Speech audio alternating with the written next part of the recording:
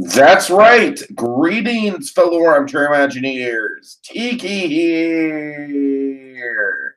And BlueDragonFive. And welcome to the show where we wax poetic about the movies we see on a month-to-month basis. It's time to crack open our Movie Movie Memoirs! Memoirs! All right. Dragon, it is heating up in here, my friend. The box office is on fire. We've got a lot of trailers dropping left and right. Joaquin Phoenix's Joker is eating up the internet. I mean, my God, man, my God. There's a lot of movie news to cover. How was your March movie-wise, Dragon? Well, to keep it simple, the theatrical stuff, came out in March this month. It was really, I gotta say, in retrospect, kind of giving some perspective on it now that March has passed us. Really middle of the road. Theatrically, it was middle of the road this March.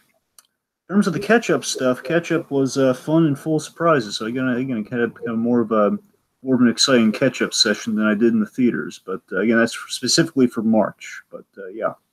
Well, I had next to nothing that wasn't outside of 2019. I had a couple films that were outside of theaters from 2019, like early 2019, that I caught up on. Both were garbage. We'll get to those.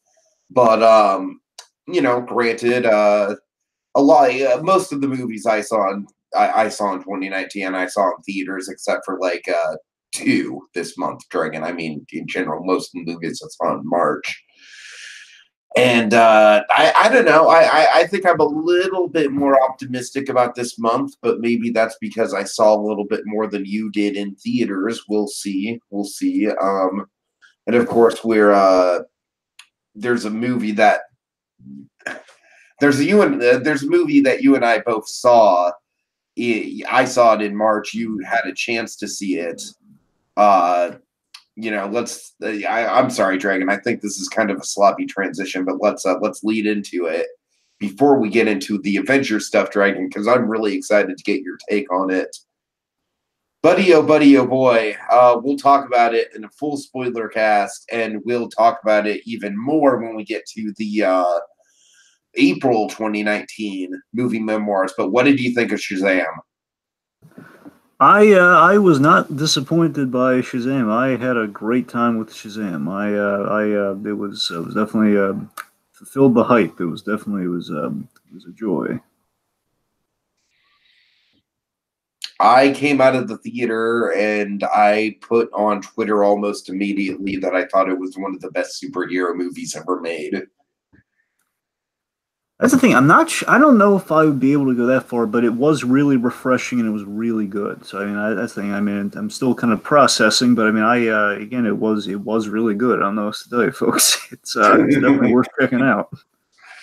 All right. Well, it seems like I'm a little bit more high on it than you are, but that's come okay. on. I liked it. I'm just saying, look, it was really good. I'm just, I think it's one of the best of the genre, Dragon, and therefore.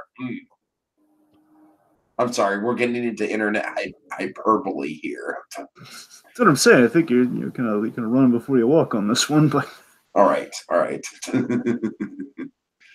But I personally really loved it. I thought it was a great family movie for sure. I thought it was an excellent twist on the superhero genre. Had some great twists and turns along the way. Zachary Levi's performance was outstanding. Dragon, tell me, just out of like all those kids, that's what really blew me away about the movie was how likable each and every one of those kids were, down to the most minimal roles, like Pedro, Dragon.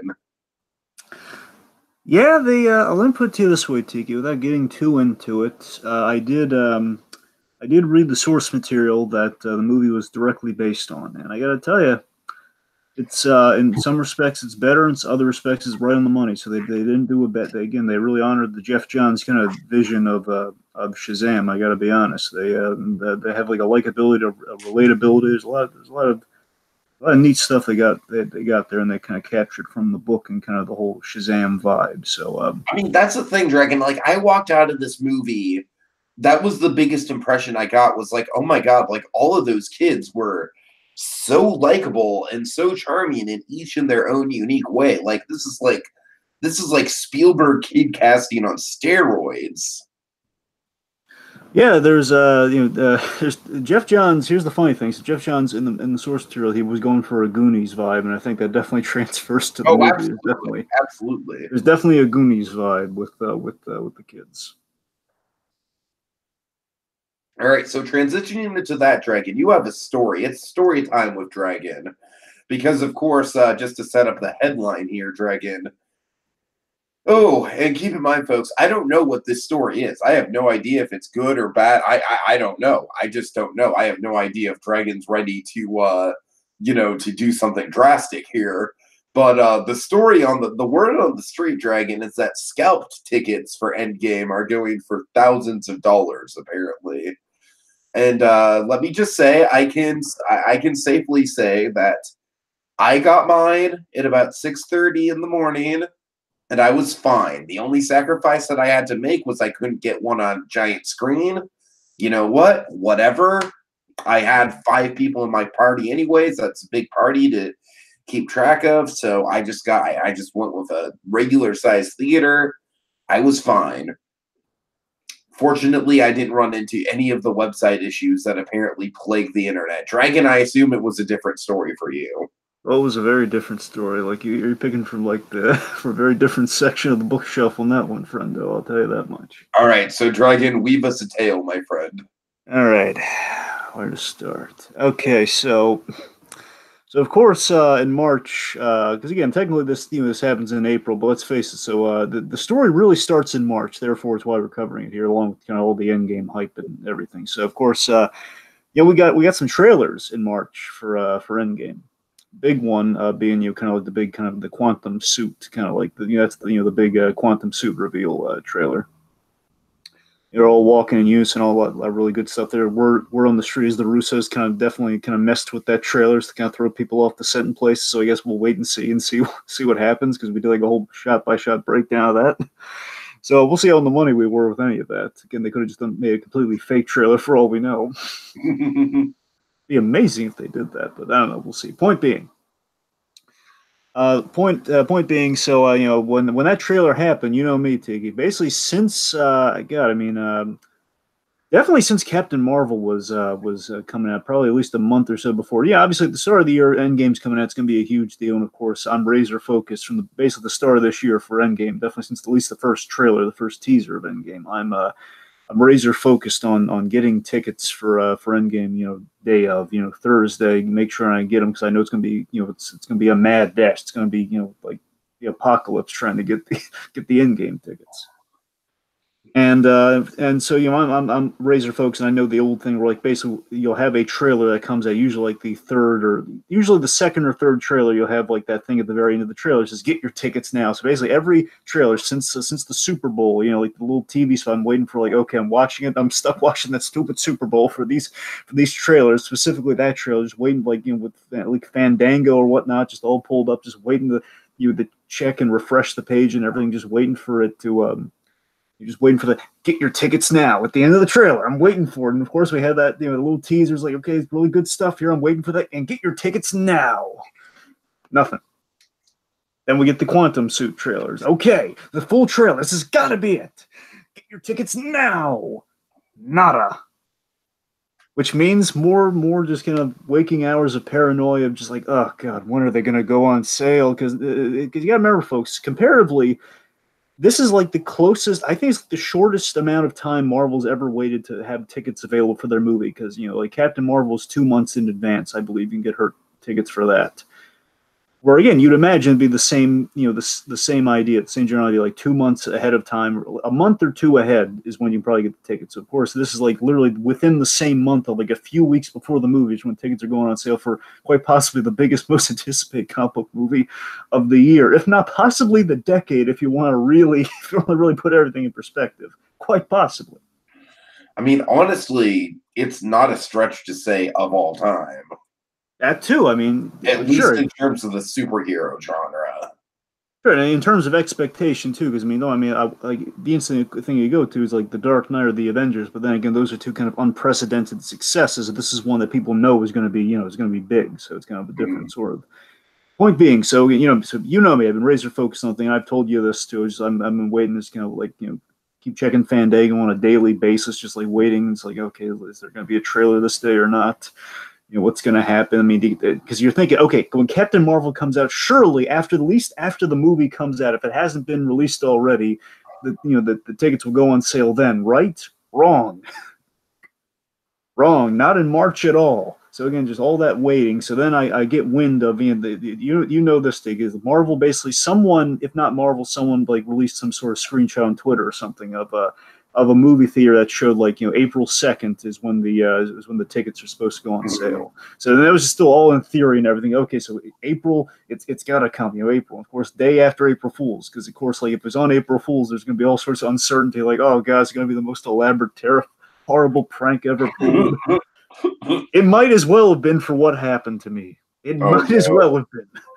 Dragon. Oh. So I'm sure many people who were in the trenches getting the tickets are well familiar with what happened here, but just in case they aren't, allow me to regale you. So basically, imagine all of my Comic-Con stories, like especially Saturday being the big money day. Like that's like it's for all the marbles. Like for everything. Everything's on Saturday's usually a huge day. It's like my quest to see Scott Snyder. Like imagine all of that, like all 3 days, but especially Saturday, combined into one morning. One morning. So, oh god. Okay, so again, I've even told you this. Of course, you and I, let's just say the beginning of April was not a smooth one for us. The transition from March to April was a rough one in itself. It was. And anyway, so just from a few bone-crushing disappointments to the next, and just like so, I'm knowing that okay, April 2nd, then it was confirmed, I guess, a day or two before April 2nd. Okay, officially, tickets are going to go on sale, and we have a time, 8 a.m. So it's going to be like essentially 8 a.m. my time. Tickets are going to go on sale. So again, I have a date. I got everything there. It's not even better than what I was going to be. I was going to check on periodically on the hour, but now I know specifically when. I have like a whole game plan. Okay, so if for some reason the tickets do not go on sale at 8 a.m., I'm going to check every half hour because usually they go on sale at 9, but just in case they don't go on sale at 8, I'm all ready and everything. Ready for all eventualities, all turnouts. It's going to go like it went for Infinity War in the films before it, right? Wrong! It did not go at all like that. Not one iota. Because here's what happened. Something that's never happened. Emphasis never happened with any, count them, any movie before. I've never had this with any movie, getting tickets in advance for it before, especially a Marvel movie, especially something like Infinity War. Nothing like this has happened before. So 8 a.m. rolls around. Now, of course, I mentioned this too. The big goal is to get Dolby tickets because I want to see it in style. If I can see any movie in Dolby this year, it's going to be Endgame.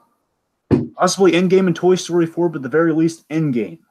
It's the one thing I wanted to see in Dolby. That's the biggie.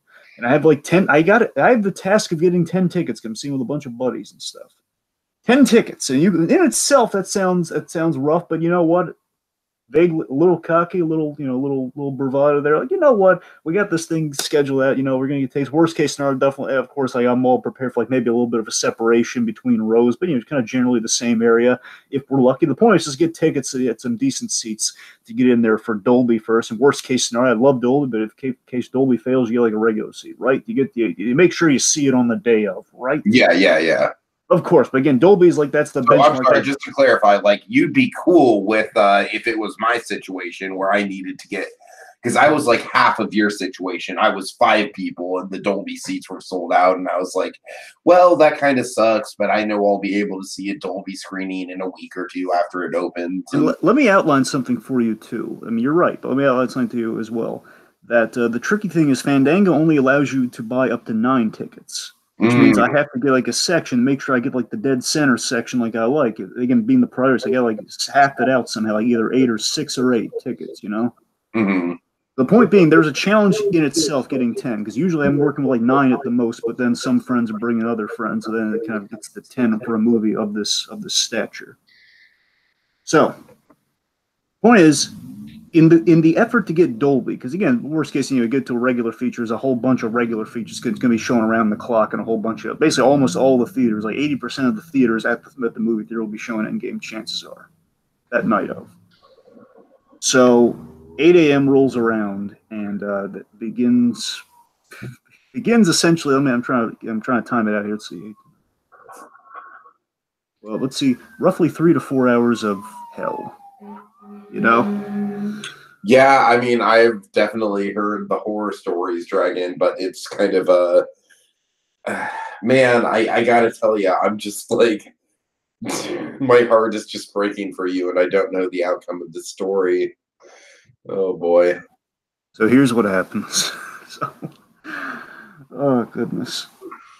So 8 a.m. rolls around, and okay, you get a whole. Okay, so like they tease you with the showtime. So yeah, the night before, I know what the showtimes are. I have like a whole plan of like the contingencies, all contingencies for showtimes and everything. Of okay, just of course, again, if seats fail, you go to this showtime, followed by that showtime. There's like a certain cutoff point when it's going to be too late for people, because of course now we know how long it's going to be, 3 hours and 2 minutes, and of course it's Marvel, which means you have to stay to the very end. So 3 hours and 2 minutes plus trailers.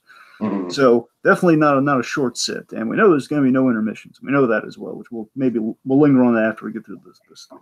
Point being, so 8 a.m. rolls around. I'm looking at Dolby. The first screening for first showtime for Dolby, which I believe was like 6 o'clock, right? So 6 o'clock. Basically, I think it was like 6, and there was 10:15. Those were like the primary Dolby features, and then everything else was going to fall into like the just out of Dolby features. Again, that was putting even more pressure on. You only have 2 shots at Dolby, 2 shots at it, and the 10 is essentially as untenable as is. So really, I'm stuck with one shot for Dolby, and then like the whole slew of other regular showings. 8 a.m. rolls around, and okay, Dolby, clear. I can make a metaphorical beeline for Dolby. Okay, click 6, about to get the tickets and everything. You pick your showtime, but let me tell you what happens. Oh boy, this is the thing that's never happened never happened ever getting a ticket. Somehow, some reason, I guess because they thought they were being prepared, they thought they were being all cutesy and clever. Like, you know what, we know people are gonna be like trampling over each other digitally to get these tickets, but you know what we're gonna do to make the process quote unquote easier for everyone? You know what we're gonna do? Something we haven't done for Infinity War or everything. We're gonna have what I can only describe to you as a digital line, like a digital waiting room. Yep. John Campia went through the same thing, Dragon, and he talked about it on this podcast, so you are not alone, my friend. So you can imagine, okay, you've done this 100 times. You did for like the last huge Marvel movie with Infinity War. Okay, you click on the thing, you get your tickets, and it's first come first serve. Obviously, there's obviously a ticking clock on things, but you get in there, you buy a ticket like you'd ordinarily do, but instead you pick a showtime or whatnot. And before you can even see the seats to get the tickets, like you pick the show time, everything would take you to pick out your seats, and that's where the real time crunch of it all is. Emphasis on that. It takes you. This little page comes up, like the end game, like an end game poster in the background telling you you're now waiting in line. Essentially, it could range. The end game poster is just like the worst part, because it's just like, this is the end game. You know what I mean? It's literally telling you what's happening in so many words. So this poster pops up and it tells you like how long your estimated wait time is, as if you were in Disney World or Disneyland. It would tell you what your estimated wait time is, and you're in the comfort of home, which makes it even less fun. So it's not like the olden days, like when Return of the Jedi's coming out and you're waiting in line with like a whole bunch of Star Wars fans, I miss those days, man. Not like that. It's not like where the world was simple. Where, okay, you wait in line, therefore you're going to be the first one there. No, It doesn't work like that. So again, you're waiting in this digital thing, and there's all sorts of paranoia. Like, is the thing loading? And of course, if you get away from the page, it's going to take you out of line apparently. So you're waiting there. And it tells you for like 20, it can range from like 20 minutes to multiple hours, from like 20 minutes to 1 hour to 4 hours. Oh, man.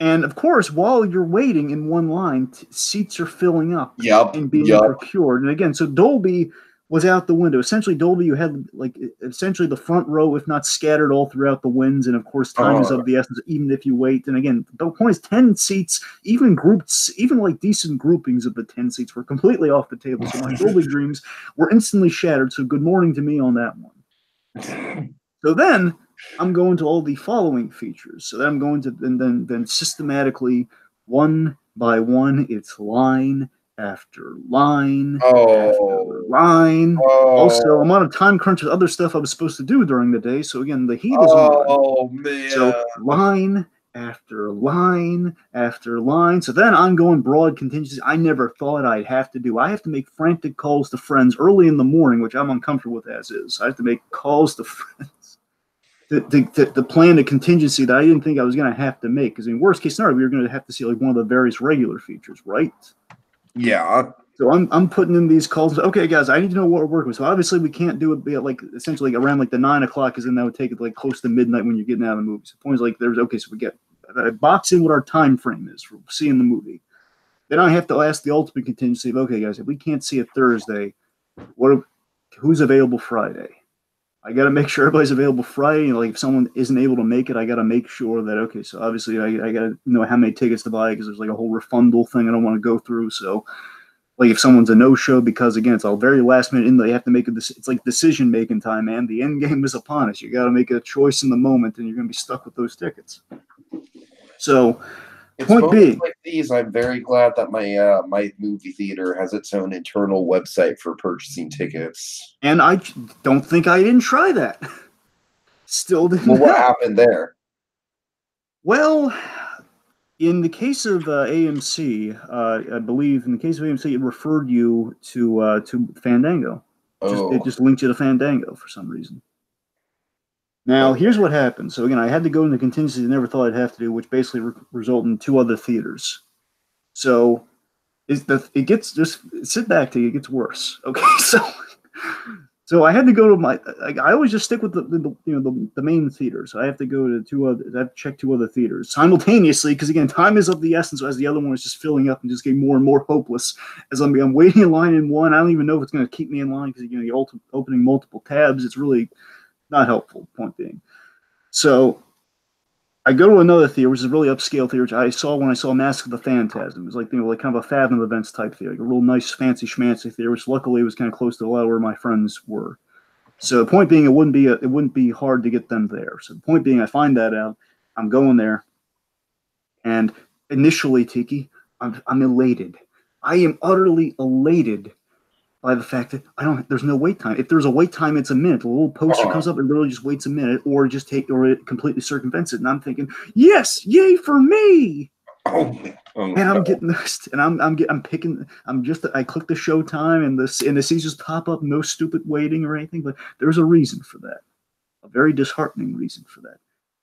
There were seats available, but as soon as I try to put in like beyond 6 or anything, I find out how many initially. Okay, so like 9 tickets. Okay, it says that's too many, as in like there are not enough seats. And I'm saying, wait, not enough seats. Then I check 6. Okay, there are 6 seats. Okay, what the heck's going on here? I get to there, and this essentially happened with every single showtime at every single theater at every auditorium within that secondary theater. Only the handicap seats were available. oh no. So as in like all the teasing like a mirage, like all the features you could click on, and the only seats available for every single theater, every single one was handicap. Oh my god. So then contingency number 3, the really contingency I didn't want to go to. Like basically my main theater is the main one I tried first, and then I go to this one on a regular one. So you can watch things without like a pressure of like seeing day of, It's I go to a theater, and it's basically it's not as upscale as the other 2. It's formally in a really it used to be a crummy theater, but then it got up a little bit more upscale. It got bought by kind of a decent theater owner, so it has like the reclining seats and everything, but it's not like on scales. It's like you're all on the same floor. You know what I mean? It's like all the seats are on the same floor instead of like being like riser, like it should be done, like like an AMC theater does. So again, one I have like Fandango like Stubbs cards and stuff. Suppose I get a discount just doing it through Fandango. So Fandango isn't even on the table. Basically, you're dealing directly with this theater, as in just directly with the seating arrangement on this theater, and you're at the mercy of it. Which I've never had to buy tickets in advance for this theater ever in my life before. So it's like I'm trial by fire in every sense of the word. So again, clock's ticking, and I had a fallback here. Okay. We can see a showtime, and I lucked out by we got 10 seats. We got all the seats, even though 11 point I needed. So I got 11 seats for my 3rd stringer theater. So the point is, Thursday, I got in Thursday, got all the tickets. There's the points. We're seeing it not in the best of theaters, and of course it's going to be at night, which is, let's just say, around this area it's a little bit shady. So there's an element of danger. I won't lie, but it's got a group, man. At least you're in a group setting. That's exactly. The point is, there's a group, and there's no food options. Unfortunately, that means like there's not like, we have, again, it's not. The point being, we can't hang out and do stuff like around like kind of the more up to like like kind of the AMC mall setting. Right, yeah. The point is, that's unfortunate. Bare minimum seeing the movie, but the point is we all got there. We're going to be seeing it night of. So the point is the plans didn't necessarily need to change, but the venue had to change. So that was the only caveat. But here's the plot. Here's the cherry on top. Here's the one uplifting part of it all. Okay. So with my father. So Friday. Yeah, with my father, who again, I as I mentioned a couple of times before, I don't want to get all schmaltzy on it, but my father, who I saw Iron Man with way back when, of course, in the City Walk Theater in Universal, Florida, kind of we hooked him on the MCU, made him a Marvel fan, made him like really dive into the same world that I exist in. With him, I am seeing Endgame on Friday, the official day of in Dolby. Nice, awesome. At least I got my Dolby in there. It's with my father, who again, it's kind of really kind of the beginning of the journey with Iron Man, the end of it all with Endgame. So it's all got the seats there. So it was an ordeal to say the least, but I endured it. So okay, so I guess let's switch bases here to some TV news. Or I guess not news, just kind of what we were watching. I guess, let's see, we both have one thing on the table. Who wants to go first here? Let's see, what about the intermission? We want to talk about that a little bit? Intermission? What? The Avengers intermission thing. Oh, I didn't even hear about that. What's going on with that? Yes, you did hear about the fact that, they're... Well, sorry, let me phrase that. Essentially, the fact they decided not to go with an intermission, and I thought you had thoughts on this. You wanted to share with everybody about this whole intermission business. So you said you specifically wanted to talk about here. So do you have anything? I mean, honestly, not really. I don't know why I said I wanted to talk about it. I'm fine. Well, a few comments from Donovan Martin, by the way. And we do have some stuff from Donovan to share as well here. Of course, Donovan says, in regards to my story, Thanos did it. Thanos is behind it all.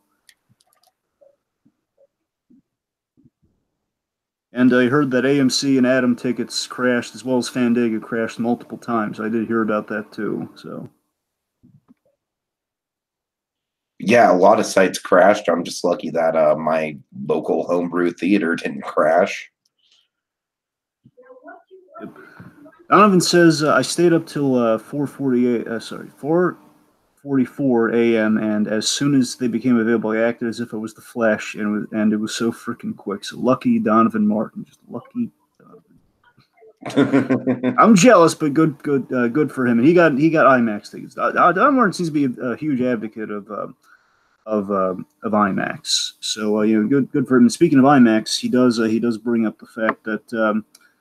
He saw the IMAX screening of Shazam, and with that came a preview of. So, because many times IMAX likes to advertise, another movie, and they showed the first 5 minutes of Godzilla, King of Monsters. Yeah, I've heard good things about this. Definitely, especially in IMAX. Just the scale of the monsters and everything. It sounds exciting. Yes, and also it's been confirmed. Reportedly, it's been confirmed that there are going to be 17 monsters in that movie. Oh boy, crazy, right? That's a lot of monsters. Oh yeah. All right, let's see. So TV. Well, we have the other DreamWorks news. And then so we have Perdissa Cowell, the author of How to Train Your Dragons. She apparently she sold the book rights to another one for book series to DreamWorks, and whether it's going to be TV or film, we have no idea. But it's called The Wizards of Once. So, very interesting, right? Yeah. All right, yeah. So let's transition to TV then. All right.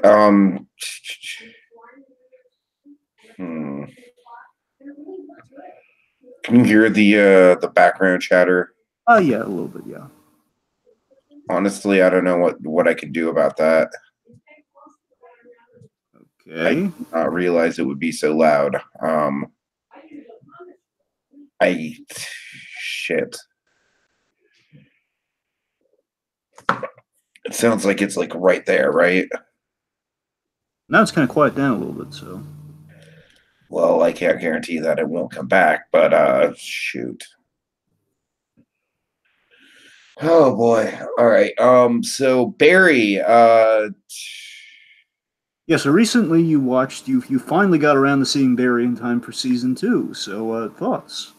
yeah, I mean, we already did a full podcast about this, but generally speaking, I think that season 2 is really off to a good start. It's of course only one episode in, but I think it's got a lot of promise, a lot of potential. It kind of lives up to the potential of the president kind of set by the last 2 episodes of Barry that were really high concept and really got the ball rolling in a really interesting kind of groundbreaking way in some respects with the storytelling.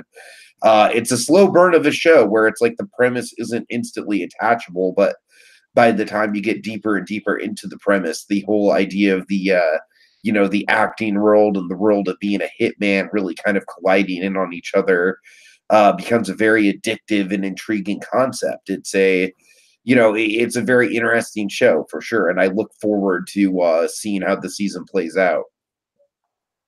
Speaking of the season plays out, we have seen, you and I both have seen episode 1 of season 2, right? Or is that Yeah, just I've me? seen it. Good. So I guess thoughts. I mean, like I said, I thought it definitely lived up to the potential of episode 7 and 8. I really think that the stakes are, I feel like the stakes are getting raised really high early on in the season, and that's a good thing for the pacing of the season. It really feels like we're kind of getting things out gun blazing. And Dragon, the thing I really want to geek out about with you in the show is Anthony Kerrigan's performance. Yes, he has a really great performance. There's one scene in particular, you know what I'm talking about. Oh yeah, I do.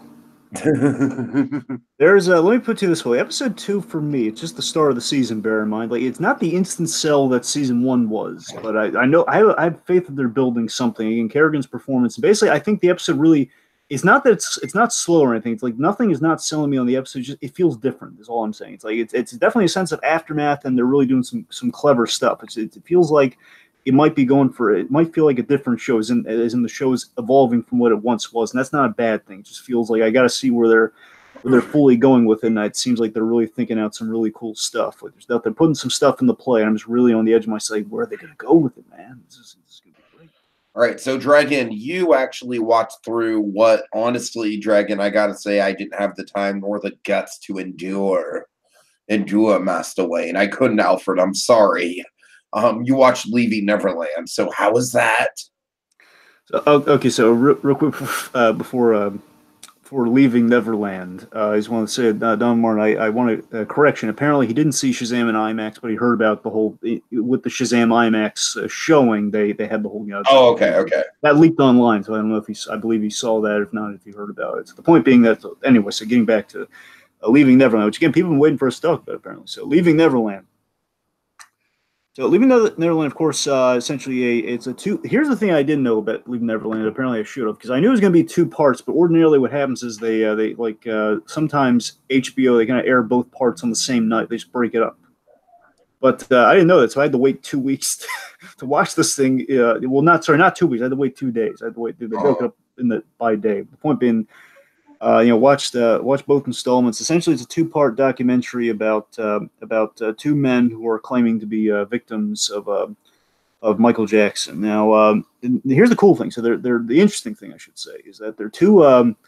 They're 2 notable kids, as in like they do connect to Michael Jackson in a very public way. So one of them is a kid who entered Michael Jackson impersonator contest. Like I guess it was like a mall thing or something, where basically the kid entered, he could dance like Michael Jackson. He was kind of that was his in to Michael Jackson's world. Like he did a concert with him as like kind of the prize for the contest, and they kind of kept in contact after that. And the other kid was the one from the commercial for Michael Jackson, where I believe it's this commercial where a kid wanders into Michael Jackson's dressing room, and he puts on the hat, and then he kind of sees, oh man, there's Michael Jackson, like one of those things. So the point is, like, these two kids have kind of a very kind of they have a vaguely notable in to kind of being connected to Michael Jackson. It's basically them for essentially 4 hours, giving some really haunting accounts. Basically, this one I'm not I this is something that I probably won't be rewatching this that much. Like it's no OJ Made in America for me. OJ Made in America I will rewatch on the regular, man. I love that thing. But this I can't. I recommend checking it out just for if you're interested in it or if you want to see it. Like, you don't need to see it, but if you want to just see it to see what it's about, then it's like something you only want to watch once. You know what I mean? Talking headpiece. I mean, they have clips. That's the thing. If they didn't have clips, they would have really lost me. But it's them. But they do frame it around like some footage and stuff. But they could have used more of it, is what I'm saying. So I mean, it's not badly produced. But here's the thing. It's they basically. Sorry, I was trying to figure out how best to phrase this. It's they keep cutting back between the two kids, and I could see how it might get confusing for somebody, because they kind of confused me a few points while I was watching. Because keep jumping back and forth between the two kids, and once you get it straight, you'll be able to keep it straight throughout the whole thing. But basically, the story really lies between the boys and their mothers. Because the director, I guess, he interviews the mothers and kind of gets their take on it. Of course, the mothers having to bear the burden of like kind of being the oblivious parents and kind of historically what happened to these kids grown up. So it's a horror story. The way basically these two guys are telling what essentially is a horror story. These really haunting accounts of stuff that I don't dare repeat here, man. It's just really sad stuff. Trust me, I mean really sad stuff. And here's the thing: the movie on the whole, my view on it is this: I think it's ethically complicated and muddy. One could say it's muddying the waters. It almost feels like it has sort of a Blackfish style reception to it. I mean, it's far more dicey than Blackfish. Blackfish has stuff that you can prove. I mean, the Blackfish, there's a lot of stuff that you can. I mean, there's a point where yes, Blackfish does get into like there's like clever editing to kind of sell a point, but by the same token, there's a lot of stuff Blackfish, that's still like a really well made documentary. That's one you can rewatch with how well made it is. But I mean, one thing too is that this didn't need to be 2 parts. Let me say that right at the gate. This did not need to be 2 parts. Okay. Honestly, Dragon, that's one of the things that's kind of kept me from watching it. Is like, do I really need to invest 4 hours into this? You don't, but I mean, if I were you, I would stick to a point where you should fast forward to like maybe the very end of the other one. I'm not saying the ending's spectacular. I'm just saying if you want to just kind of see where it all ends, just kind of see where kind of they end up on things. Here's the thing: I watched both of them, and I watched like the hour Oprah thing that was afterwards, where basically it's kind of like an after show. So let me put it to you this way: so again, Leaving Neverland content. Yeah, it is. So basically, ethically the thing's complicated, and of course, presumably the boys here they waited 10 years. They waited 10 years after. This is like 10 years after Michael Jackson's passing. That's kind of presumably why they. Again, one could look at it as that's why they waited, but again, there's another question like why the heck did they wait this long to come forward? And then you get into a lot of like the really ethically complicated questions of like, there's the whole victim's effect, where many a time a victim won't. Of course, the culture we're kind of in these days, a victim will come forward, and now when they didn't have the fortitude, and then the documentary gets into the various reasons why they didn't come forward, because there was a little bit of a fear, there was a little bit like one of the kids. It's kind of one of the boys, he makes the claim that it's sort of like that he had essentially Michael Jackson somehow proposed to him, and I'm not saying that in like a way that suggests like that did or did not happen, but it's basically he says he gave him a ring and everything, as in that he was in love with Michael Jackson, as in that's why he didn't come forward with anything, because he was still like in love with him up until his dying day, sort of thing. It was kind of like that. He was that laden in the kid that that's what was going on. So again, that's what their claims are. And I'm not trying to say I'm not trying to get into falsehoods and everything. I'm not trying to be political or anything, but I will say this. There's like the whole victim grooming thing. It's a question of like, are they groomed, or are they looking for a new angle on things? Like that's the real question. Like, why are we just drudging? The big controversial question about the whole piece is, are we drudging up things that should have just been laid to bed after the man died? Or because again, like I'll speak for this, Stevie. After Michael Jackson died, I think we're all guilty of this to some point. So I mean, you can tell me if I'm just wrong here or whatnot. I mean, by all means. But I tell you, for years, I kind of bought into the whole, like, you know, it's kind of what the public perception of Michael Jackson was. Where, you know, black Michael Jackson, you know, like, you know, Thriller, like, you know, the Michael Jackson with his music, pretty much everything up to the Pepsi commercial, or maybe a little bit after that.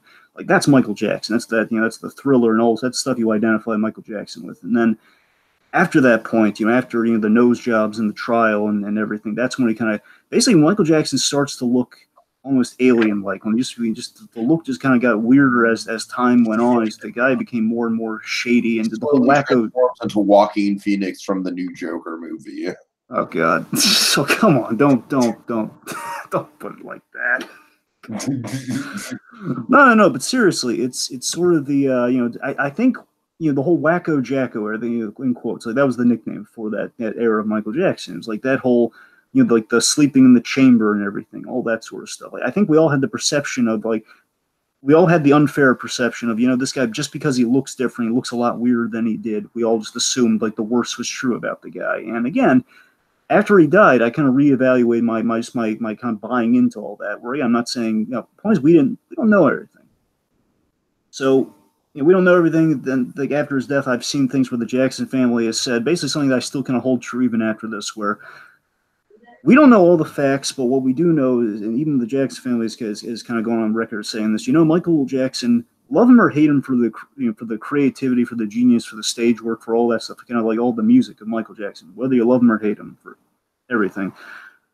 I tell you though, the guy, he was, when it came to kids, he was naive and kind of stupid. He was. He did things that any man in the right mind would see as, okay, this could definitely be seen or perceived as a little suspect. But Michael Jackson, as we know, like, you know, Joe Jackson really did a number on him psychologically in those early years. Therefore, he had, like, you know, again, whether that super negatively, or just like he always had a soft spot for kids, and however you want to read that, it was because of, like, that trauma he endured in his youth. And that's kind of what's made things just so darn muddy now. We just don't know. All we know is those kids were in that bedroom. We don't know what happened when the doors closed, and he was a fool for letting him in the bedroom. And that's those are the facts. That's all we know. Everything else is just it's subject, and everyone's going to have a view after this movie, whether it's people, you know, trying for money, or if it's just victims coming forward, which of course has been kind of a regular occurrence, I guess, for the past, like, year or so now. So it's unclear. It's all. I just want to see if let me read some Donovan points here real quick. Dicey territory. So let me read some Donovan stuff, and we'll move on to more chipper stuff here. I watched portions of Leaving Neverland. Interesting, but I feel there are some inconsistencies in it. Not to offend you guys if you hate or like Michael Jackson. So of course, again, it's the point being. No offense taken, Donovan. I mean, I kind of like, I appreciate the 80s Michael Jackson stuff. I honestly still throw on his CDs at work from time to time because I feel like it's just very agreeable music. But no, I mean, I don't worship the guy or anything. That's the thing. I just pretty much just kind of told you what my view of Michael Jackson was. And I love the early Michael Jackson stuff. Pretty much, I guess, like, the last thing I really kind of liked about Mike, you know, like Bad. You know, like, see, there was Bad. There's Off the Wall was a damn good album. I think Man in the Mirror and Bad are like one of my favorite go-tos of Michael Jackson. So you have those, and of course you have his Criminal Baby. I'm gonna say basically the, you know, those and the really early stuff of Michael Jackson. That's why when I think Michael Jackson, all the positives, so that's what I'm thinking of, you know, and everything else is just, again, things I've kind of reevaluated. But now stuff like this comes out, makes me have to reevaluate the original reevaluation. But again, I'm just kind of landed on nobody. He made you know what I've landed on, Dragon. I'm sorry, but this is very basic. It's good music. Fair enough. And the point, I think the point being, and Donovan, I believe, made this point a little bit earlier on, is that, again, a lot of controversies come out from this, and then I think the controversies, like, you know, people are banning the music, people are, like, trying to cut the ties with Michael Jackson now, and yeah, I mean, there's a point where, yes, this documentary is definitely kind of, it's a very valid question. Has this thing just thrown the old stuff in our face again, where it probably shouldn't, where it should or should not be? And the interesting thing is that, again, technically these guys are admitting to perjury, so it's going to be really interesting to see what happens after this thing. That's the thing. I'm not saying I'd be really kind of glued to the news with or anything, but if I hear anything else about it, I'd be like, I mean, that's the one thing that makes me inclined. That's the thing that mainly makes me inclined to believe these guys, because again, they're admitting, like, in 4 hours essentially that, yeah, we lied on the stand for reasons they give in the documentary, but we've lied on the stand, so that means they're not going to get any money, but they are now on the hook for any perjury, any perjury charges. So it's that's the one thing. That's the thing that makes me inclined to really kind of be on the side of believing it. But again, we don't. Again, all we know is that they were in the bedroom. That's all we know, and it's creepy to say the least. So it's anyway. So on the chippers. So the point is, Leaving Neverland is a little too long. It had me. In premise, I definitely wanted to see this thing, and I don't know. It wasn't as worthwhile as I hoped it was going to be. So looking at it as a piece, could have been better, but it definitely could have been shorter. But it wasn't bad. It's just like a little. I feel like they could have easily trimmed it to 3 hours and had it be a one part installment. Little bloated and drawn out for its own good. Let's say that much. It doesn't really help. Again, it's like depressing. It's like a depressing 4 hours. The only depressing 4 hours I want to see is Schindler's List, because that's inspiring tragedy, darn it. Sure. Anyway, so I guess that brings us off of the TV stuff, and that brings us into the movies of March. All right, so oh boy, I know Donovan is not a fan of this movie, so let's. I want to say this earlier. Donovan said, the movies of March, in his opinion, were good, except everyone was good except for Captain Marvel. Yeah, I don't know. I went into Captain Marvel with really low expectations, so therefore I liked it because it was better than what my expectations were.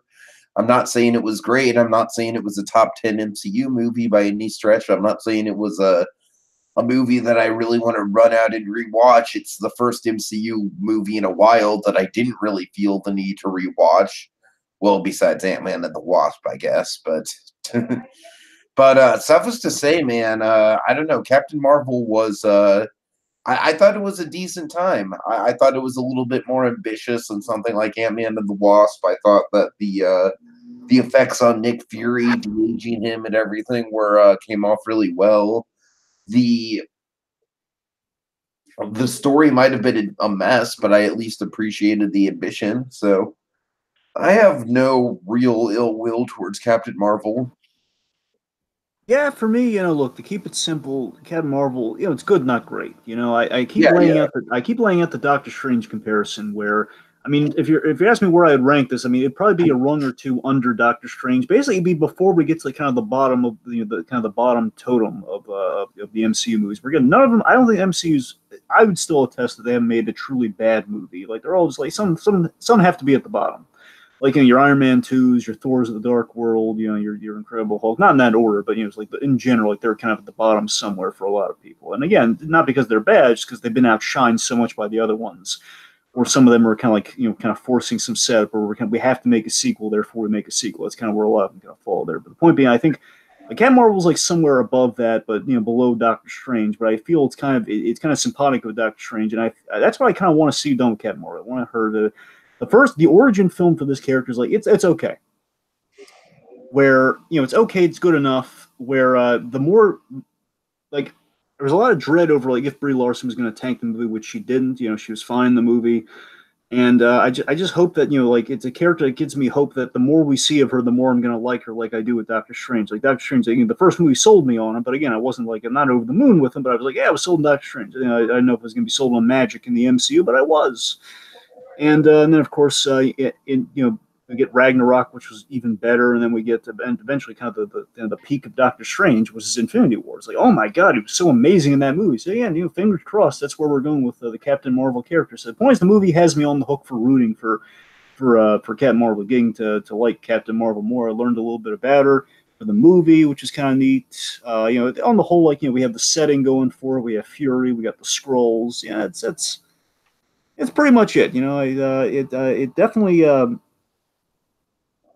it's definitely divisive among fans. I think mainly because it's like this is the movie you're giving the people pre-Endgame. Really, this is the movie you're throwing at everybody before Endgame. And I feel that being a problem. You can see that being a problem. Honestly, yeah. It's not the most accessible movie in the MCU going into Endgame. Yeah, I mean, I respect. Here's the thing: I I respect story wise what they're going for. I don't think it's like a problem, but I get it though. I get why it's like, yeah, it's a little, kind of deflating the hype balloon. Like Ant-Man and the Wasp has a much more hype worthy post credit scene for Endgame than I think. Okay, well, I mean, I can't really say because the post credit scene's really cool, but most likely a scene pulled from Endgame for Captain Marvel. Let's be honest. Probably just pull a scene from Endgame, so that's kind of cheating. All right. Anyways, the point is, Captain Marvel good, not great. So, all right, moving on. Okay, so meanwhile, Dragon, I saw in the first week of March, I went to go see a movie called Greta, starring Chloe Grace Moretz. And my God, this movie was kind of crazy. Basically, Chloe Grace Moretz plays a naive young woman who just moved into an apartment with her best friend in New York. And she befriends an older woman on the subway when she finds her purse, and she finds this older woman's purse, and she gives it back to her, and then the older woman befriends her. But lo and behold, the older woman is kind of a clingy, scary, just really psychotic type, and takes a liking to this character, and the woman is Greta, and then I honestly forget the name of the other girl, but it just becomes kind of like this twisted psychological thrill ride, this delicious sort of like, cat and mouse game of deception, and like Greta following this poor woman around New York and at her job, and it's I gotta say, Dragon, it was fun. It's not anything to write home about. It's kind of like a Harlequin, like, okay, like, it's like a pulp novel. You know what I mean? It's like a dime store novel. It's a candy bar for the brain. It's not anything that I'm gonna remember in like a year from now. But I don't know. It was entertaining enough. It did have one horrific scene, and I'm honestly trying to remember what that scene was. Shoot, I remember in the theater it really made me oh God. I like that candy bar of the brain metaphor, but I like that phrase, turn of phrase. I like that. It's a candy bar. Candy bar for the brain. I can't take credit for that one. My bookstore manager coined that phrase as far as I'm concerned. It's pretty solid. We have a few things from Donovan here saying it's basically a version of Split. What, Greta? I believe so, yeah. I mean, not really. I think someone held captive for the crux of the movie? Oh, yeah, I mean, yeah, there is the captivity thing, but it's mostly like the last act in Greta. Like a friendship developing, so I mean, that sounds. I think that's what Donovan's going for. But bear in mind, I haven't seen the movie, and again, I think you're more the authority on Split than I. But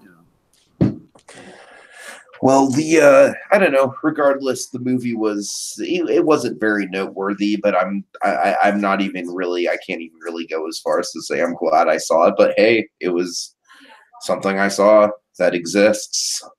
All right, two things. Donovan says Chloe Grace Moretz, she's playing Wednesday Addams in the Addams Family animated movie, which reportedly, according to Donovan, we're going to be getting the trailer for soon. I don't know if it's going to be like the end of this month or what, but we should be getting the trailer. Oh, I heard the 10th, April 10th, if I believe is what he said. Again, I don't know how solid that is, but April 10th reports when we're getting the trailer for that animated Addams Family movie, which again, I want to see what that trailer is going to look like, because we'll decide if I'm going to see that movie or not, because that art style is really not selling me, but they really got to, Well, the art style is based on the original comic strips. Well, I mean, the whole transfer to CGI, that's what I'm worried. I want to see how it moves before I make a judgment call on it, you know what I mean? Uh-huh. Fair enough. Anyway, also he has a comment saying, and I personally, in regards to the Captain Marvel thing, before we move on to this, and I personally don't like Brie Larson as a superhero, but she's a great actress in other genres. But the one thing she needs to do is, and I'm just as all that kind of capitalize here, stop yapping her yap. Donovan, I don't think you're wrong. Brie Larson, say what you will about her, she definitely has a case of foot and mouth syndrome. She does definitely have a case of that. She's got an athlete's foot of the mouth. She's got foot of the mouth. Oh God, that's one way to put it. She does. Love her or hate her in the role. She definitely has that going for her in the press junkets and all the interviews and stuff. Anyway, So well, again, I can't really weigh in on Greta, so it doesn't really jump out to me. So I guess we should move on. Yeah, Triple Frontier, Dragon. What do you think of that one? Yeah, so it's the movie that Ben Affleck forsake the Batman for. Oh God. No. I'm kidding. I mean, I don't. But chances are it's probably yes. But I mean, Affleck just wanted out of the role. Point being, Triple Frontier. No, seriously, this is a movie on Netflix. They really talked this one up since Affleck officially kind of stepped away from Batman, which is why I kind of said the thing about Batman. So he's officially the thing he was doing like right after that announcement was made. So they there's in the works obviously before that. So it came out within a month of that announcement or so. So basically, Triple Frontier, it's kind of a heist movie meets a war movie. That's kind of what it is. I think it's a bit of a slow build at the start, but it gets really good once the heist kicks off. That's when the movie really gets started. That's when a lot of fun's had. It's got a good cast. You have see off the top of my head, you have Affleck. Oscar Isaacs is kind of the lead. You have Oscar Isaacs, and he's good in the movie. You have Oscar Isaacs. He's kind of if there's Ocean's 11, he's like I guess he's the Danny Oceans of the group. He's the guy who's putting together the heist. He's the one who basically they all used to be in a military unit together. I forget if it was Black Ops specifically, but they're in a military unit together. And Oscar Isaac's character essentially wants to, he's now I believe he's now like a cartel cop or something. The point is, he knows of a drug lord within the area, and he wants to take him out, steal his drug money, and basically kind of abscond with and split it between his buddies. But he needs his buddies for the job to steal all the money. That's the premise of the movie, and he gets Ben Affleck, who's kind of retired from his war days, is raising a daughter and everything, so he gets him involved. You have Charlie Hunnam from Pacific Rim, the first good one, and let's see, and Pedro Pascal is going to be Wonder Woman too. Pedro Pascal from I believe he's in Narcos. He was in Kingsman 2. He's really good in Kingsman 2. So that guy, Pedro Pascal's in. I like that. I can't wait to see that guy in Wonder Woman 2. That guy's a good actor. Anyway, so on the whole, it feels like I got to tell you, in all honesty, get a little benefit of hindsight. It feels like a really violent FX movie, like a movie that you'd see with commercials on FX. But what if they got away with a lot more violence and kind of gruesomeness? Yeah, honestly, there was just nothing really drawing me to this one. It's just not really my type of movie. I mean, I like Ben Affleck as much as the next guy. Maybe if Affleck would have directed this, it would have pushed me more to see it. But that FX comparison really is a good point. It kind of feels like just a time waster for me. Here's the thing: it's not like violent threat, but it gets basically once it gets to a violent part, that's kind of it has the people get shot, and it's definitely as gruesome and real, kind of gritty as you can get to it, Uh-huh. But let me put it to you this way: you're not wrong. I don't think this movie's gonna be everybody's cup of tea. Basically, it's kind of an average movie. It's like it's not necessarily. I don't know if candy for the brain is like a candy bar for the brain is quite the right is the right comparison, but it's once it gets going, it's kind of fun. It's straightforward. It's kind of what it is. It's the thing I like about it, the best thing I could say about it, the only thing I could think that may sell some people is, and the thing I really get out of it is essentially there's a lot of bits in it, specifically with Affleck's character. There's a bit where it's kind of like Treasure of the Sierra Madre with Humphrey Bogart, where you have these characters kind of going on an adventure seeking gold, and then one of them kind of gets gold fever, as it were. One of them gets kind of mad with greed and all sorts of stuff like that. And then basically Ben Affleck's kind of in the Humphrey Bogart role from Treasure of the Sierra Madre, and kind of like a war veteran kind of capacity. So that's kind of neat. That's where again the heist onwards, what I recommend people check out that movie if you're interested in it. But it's okay. I think it's a fun watch. You have nothing going on Netflix. You just want to look for a movie to watch. I'd recommend it in that capacity. I get you. Like I said, it's more just kind of like a genre thing for me, man. I'm just not. I don't blame you. I'm just not a big action guy. And Donovan says my father was watching that movie. Told me it was very solid. So Nice. That's the thing. I think again, yeah. You know what movie wasn't solid at all? What movie wasn't solid, Tiki? Wonder Park. Yes, I've seen the trailers for this one. I was not impressed. Dragon, what do you know about Wonder Park? Tell me what you know about the premise for this movie without having seen it. Okay, well, based on the trailers, we had this very Junie Moody looking girl who who apparently, I believe, a Paramount Nickelodeon movie is kind of imagining a theme park. I guess she loses her mother, maybe, and she wants to build the theme park, and Okay, somehow I'm glad I don't have to explain the. Her mother gets sick and has to go away. Didn't have the guts to pull the trigger on that one, did they? No, they didn't, and we'll get back to that. We'll get back to that. All right. So the point being, from what I understand, like somehow I guess she imagines this park that she was kind of imagining with her mother, and Yep. somehow it manifests itself, and she has all like these colorful animal friends that Yep. kind of build the park with her, and they get into misadventures, and I guess it all tumbles down or something. That's about it. I mean, you get the basic gist. Dragon, this movie is insane. Okay. I mean, I've been saying that with a lot of movies this year, but this movie truly is just like, it's definitely become a running joke between my buddies in Southern California, because we literally like take pictures of Peanut the monkey. Peanut the monkey has become like a meme in our community. There's a scene very early on in the movie where the little girl whispers in the doll Peanut's ear, and then the CG, the character Peanut in the imagined park, or is it imagined, whatever, hears the whisper, and he just gives the most creepy, sinister smile. And we just keep sending images of that smile, man. I don't know. This is just like a loopy, just out of nowhere, like, what the hell were they thinking type of, I mean, it's just not good, Dragon. It's not good at all. Nickelodeon, they have an average batting average. Some of the stuff they make is quite good. Others, well, I mean, they've had, again, it's such a shame, because I think up to this point they had they were on an upswing, because you had Rango and you had Tintin, like those are really good ones. True. I mean, not to mention Sponge Out of Water, which wasn't bad. Well, sure, yeah. I mean, again, like famously, the first SpongeBob movie was really good, so you had. So I don't know, man. I mean, it's the only reason I wanted to see this is because of the theme park stuff, and I will say it was pretty cool to have like a young protagonist be such a theme park nerd and have that be such a central focus of the story. Like, that in itself was kind of cool, but that doesn't make the movie any less dumb. I mean, there's just so many logic holes and gaps. I mean, you can kind of just get where we're going with, like, the park is like old and abandoned and decrepit, even though she kind of like made it in her own mind, and somehow it exists out in the woods. It's like, I don't know. Basically, at the end of the movie, do you want spoilers? Do you care about spoilers? Tiki, do you think I'm going to see this movie? Okay, I'm sorry.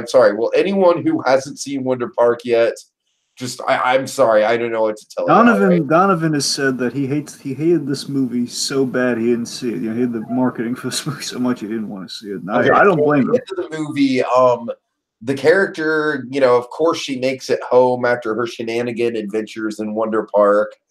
And then the movie literally ends with the mother coming home and being like, "Oh, I'm all better."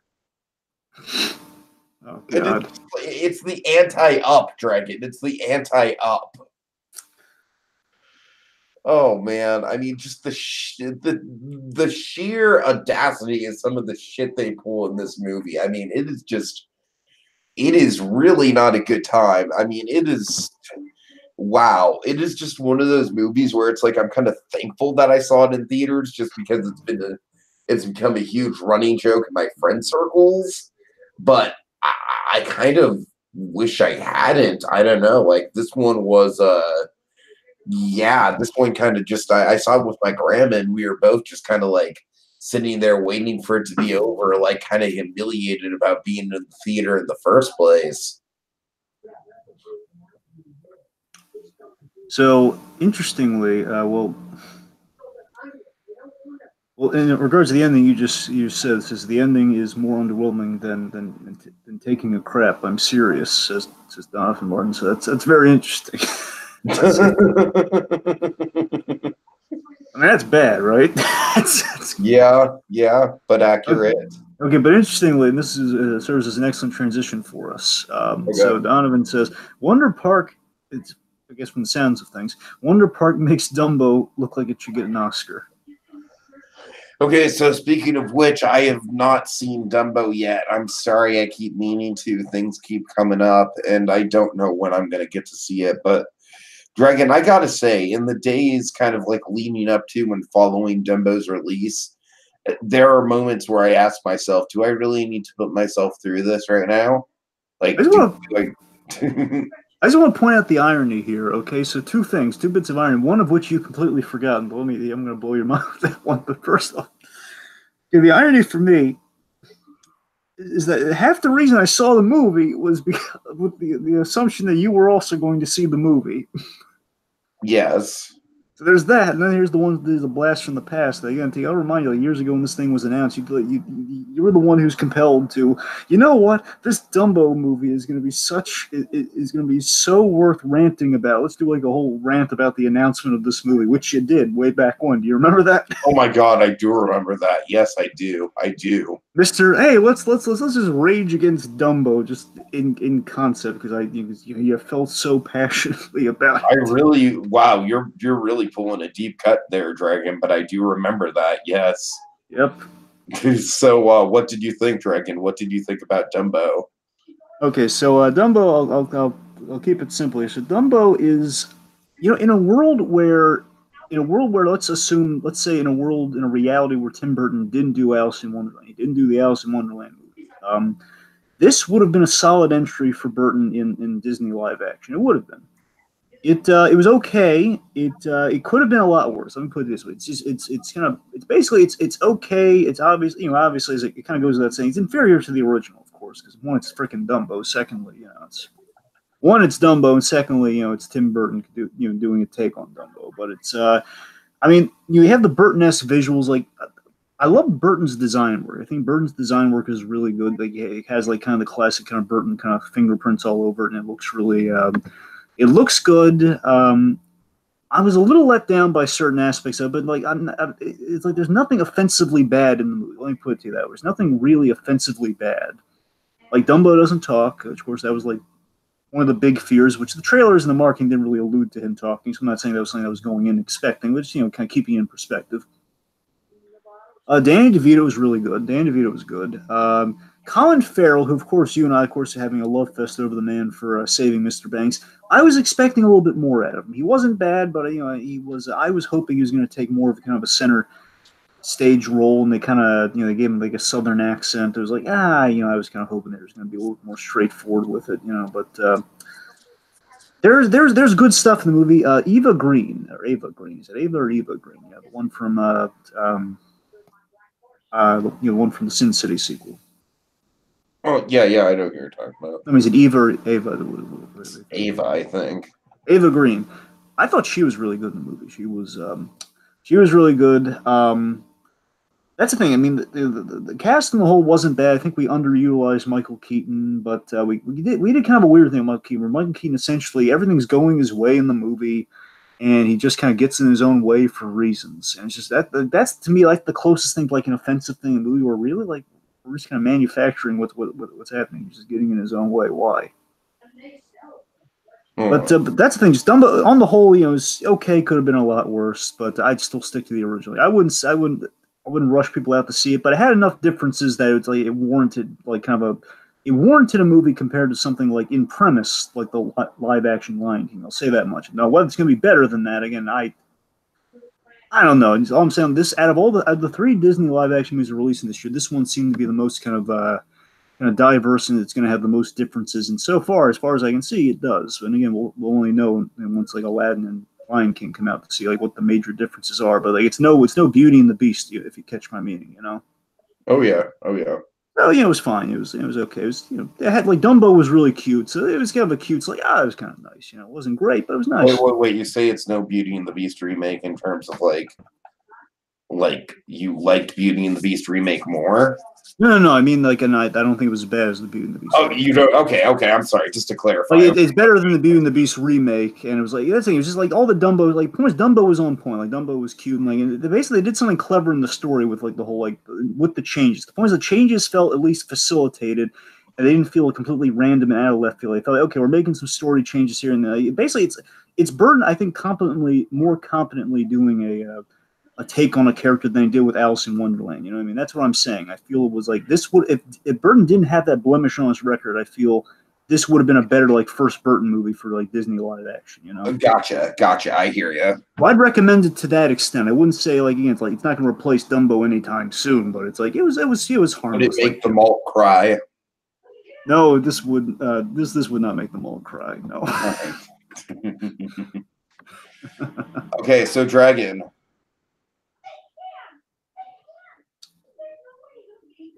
Yeah. I got 5 on it. All right. 5 on it. All right, I'm going to keep this simple, man. Jordan Peele's a visionary. Do I love everything about Us? No, but I don't really think that's the point. Us is a very polarizing movie, to be sure, but I think it's a delicious movie to really just kind of like dive into and theorize about. And I don't really think there's any one answer to the damn thing. And as time goes on, Dragon, I've kind of learned to accept the whole, the fact that I really shouldn't be picking apart plot holes. Like, like there are definitely things that I would have done differently if I was in the director's shoes or the writer's shoes on this movie, but I wasn't, and I'm not Jordan Peele, and I don't have a multi-billion-dollar industry attached to my name. So what are you gonna do? It's like I think Jordan Peele is a huge kind of like up and comer in the industry, to be sure. Although I haven't heard great things about his Twilight Zone stuff. We'll see what happens with that, but at least in the film industry, like after 2 names, the dude is just totally a household name. Like he's one of those people that that you just go to buy a ticket to the next Jordan Peele movie just because it's an event movie, not because it's like gonna be Keen and Peele the movie. You know, more like it's just like a very, very like highly anticipated, event in this horror spectrum. And I think that Jordan Peele has just carved out such a niche for himself, both stylistically and in terms of telling a story. And I'm really excited for his future going forward as a filmmaker. Like I said, I walked in with like super duper high expectations, and I got to admit, walking out, it wasn't quite as earth shattering as I thought it would be. So my expectations were like a tiny bit lowered. But I gotta say, it is a very, very good movie, very on point. Incredible performances, especially from Lupita Nyong'o, is a dual role where she plays herself and she plays somebody else for about 3 minutes at a time, and it's just it's crazy. But anyways, so. Let's see. Anything else to say about Us? Anything in the comments regarding? Yes, we also got a bunch of stuff for Dumbo. I wanted to read off real quick. Okay. So let's see. So Donovan says in regards to Dumbo, all I can say is Dumbo is the cutest animal, second to Toothless, and yeah, he's pretty cute. I gotta give him that. Yep. I honestly thought Ava Green and the kids made it a lot more personal to me, and yeah, basically what Donovan's going on about here is that Burton used the kids and the human characters kind of personify Dumbo's thoughts a little bit there. It's kind of clever. Nice. What I loved in it was the symbolic nature of the women, Eva Green's character and basically Eva Green's character and the young girl being kind of the nature of Dumbo and the upset boy. So I'm not quite sure what to make of that comment. So maybe let's just strike that one from the record. Point being, he's liking how it's personified. The characters kind of personified, kind of connect to Dumbo there. And Baby Mom is definitely kind of a tearjerker. Anyway, so in regards to Us, he loved Us. No, not Us, but I mean, he loved the movie Us. I figured. And speaking of horror, on Amazon, a book called The World of It is available for pre-order and goes over It Part 1 and 2 and has concept art sketches and storyboards. And it's like one of those art books, I guess, so about the movie It. So it's kind of a little bit of a horror theme. But so let me ask you this. How was Elizabeth Moss in the movie? You know what? She didn't really have a big role. She had like 2 scenes and she got killed off very unceremoniously. I just want to bring this up because I just wanted to ask because I want to see if she got killed off because you know what's so funny? What? And when you buy, again, I was looking when I was scouting out stuff for the Avengers tickets. I was kind of seeing what the seat. I was reminding myself what the seat situation is for Dolby. So I clicked on Us just to see what the Dolby theater setup looked like. And when you go to get tickets for Us, like it just shows you kind of a spoiler for like literally like in the process of getting killed. It's like, I mean, isn't that kind of a spoiler for?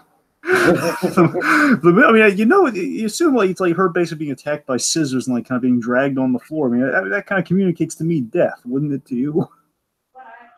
I mean, honestly, yes, but the thing about it is that when you're watching the movie, it goes along at such a clipper pace that you're not really thinking about that. You know what I mean? Like you're really in the moment, and that's one of the things that Us really gets right is horror that happens in the moment and feels all encompassing as it's going on. And it's not just jump scares; it's very much a sense of foreboding and a sense of like something really terribly wrong could go off here at any minute. So you wouldn't say it's as good as Get Out? I didn't say that. I think it's certainly more ambitious than Get Out. It's less streamlined than Get Out. I'm a little mixed on that one, Dragon. Honestly, I'd have to maybe re-explore Get Out, rewatch Us, maybe. All right. At this point, I can't really say. At this point, I'd put them equally on the same level, and both of them have different strengths and weaknesses. And Winston Duke was also good, right? He was terrific, Dragon. Winston Duke had a lot of dad jokes. That's good. I love that. That sounds great. I just love the fact that we have Winston Duke and Lupita Nyong'o in the movie together. Yeah. Anyway, okay, so I guess it looks like that. Her doppelgangers was the biggest WTF moment. Yeah. Lupita Nyong'o's doppelganger is in fact pretty terrifying. I will attest to that. I believe it.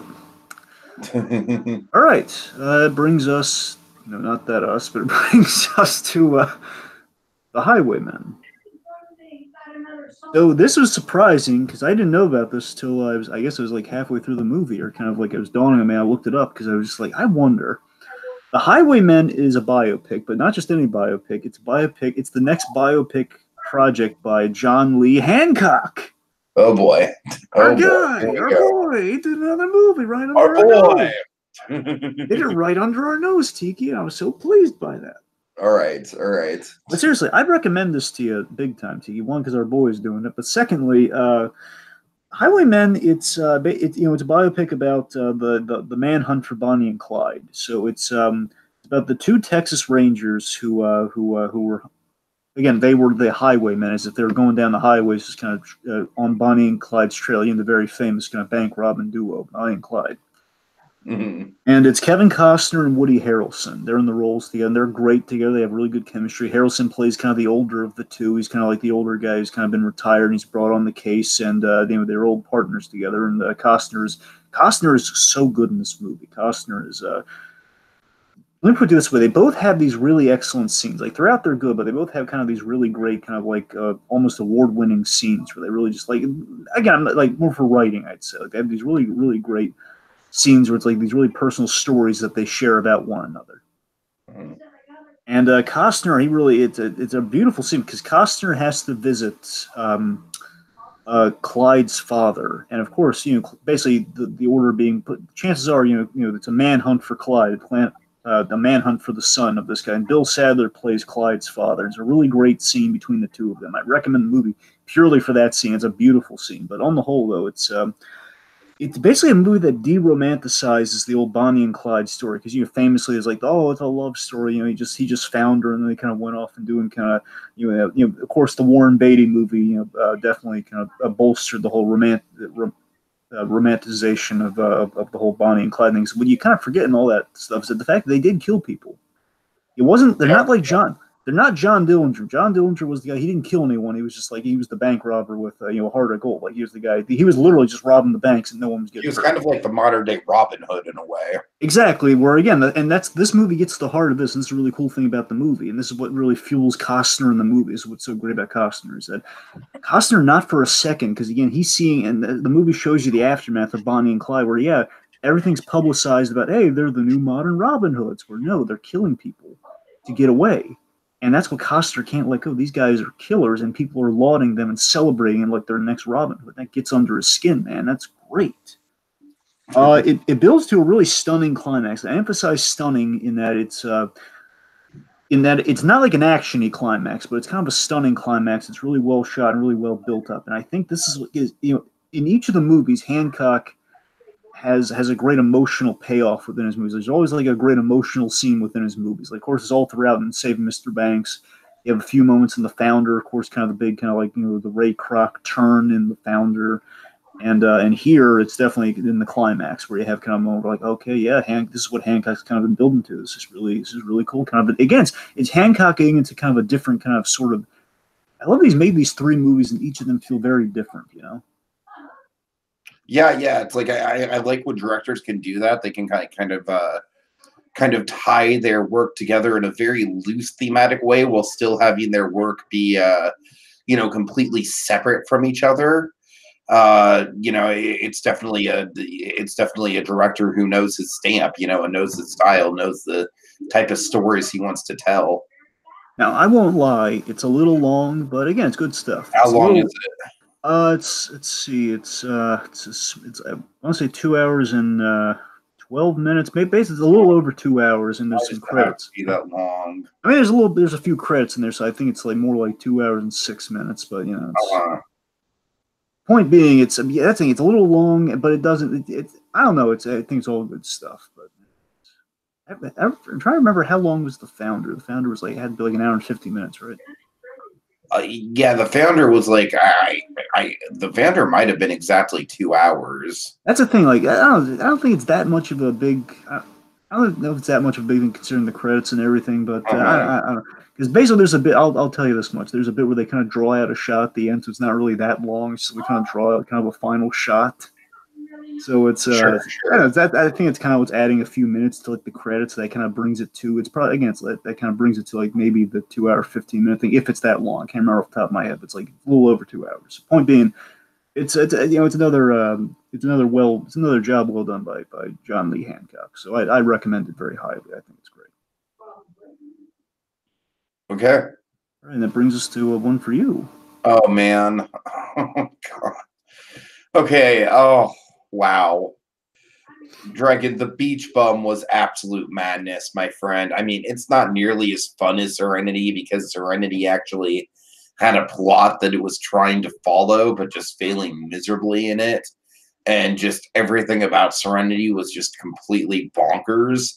But with The Beach Bum, I mean, I do think there's legitimate argument where you can look at it as, I don't know. I just, oh God, it's like, Dragon, you know the twist of Serenity. I told you. At great lengths, yes, I do know. Okay, well, basically, I equate The Beach Bum to like Serenity is like story mode for this open world video game, right? Oh God. And The Beach Bum is sandbox mode. Oh jeez. It's like the same open world game. It's the Florida Keys, so it's essentially the same setting. McConaughey is like the same McConaughey. And it's Dragon, I swear to God, Serenity and this movie would be such a great double feature with each other. And I can tell you that this movie has such copious amounts of weed, it's ridiculous. So much weed gets consumed in this movie, Dragon. Well, it does have Snoop Dogg in it, so I'm surprised you're shocked by this. It does have Snoop Dogg in it, yes. And baths of honey. It's just basically like all kinds of crazy nonsense, Dragon. Just all, I can't even like describe this to you. Like at one point, Martin Lawrence gets his foot bitten off by a shark. Martin Lawrence, who we haven't seen in movies in like 10 years. I haven't seen him since Rebound. That's what I'm saying. And he just shows up here and he's a dolphin enthusiast and he goes out to swim with the dolphins, but it turns out they're sharks and they bite his freaking foot off. I mean, there's just maddening, crazy stuff going on in this movie, Dragon. It's mostly just about McConaughey, as the title suggests, just bumming it up and just being like, all right, Moondog's going to do what Moondog wants to do, my baby. Yeah, that's just my philosophy. All right. His name is literally Moondog. People walk around all the time and call him Moondog. I mean, it's just... I wonder what goes through McConaughey's... McConaughey is so interesting in the projects that he picks because again he had that really great winning streak for a while.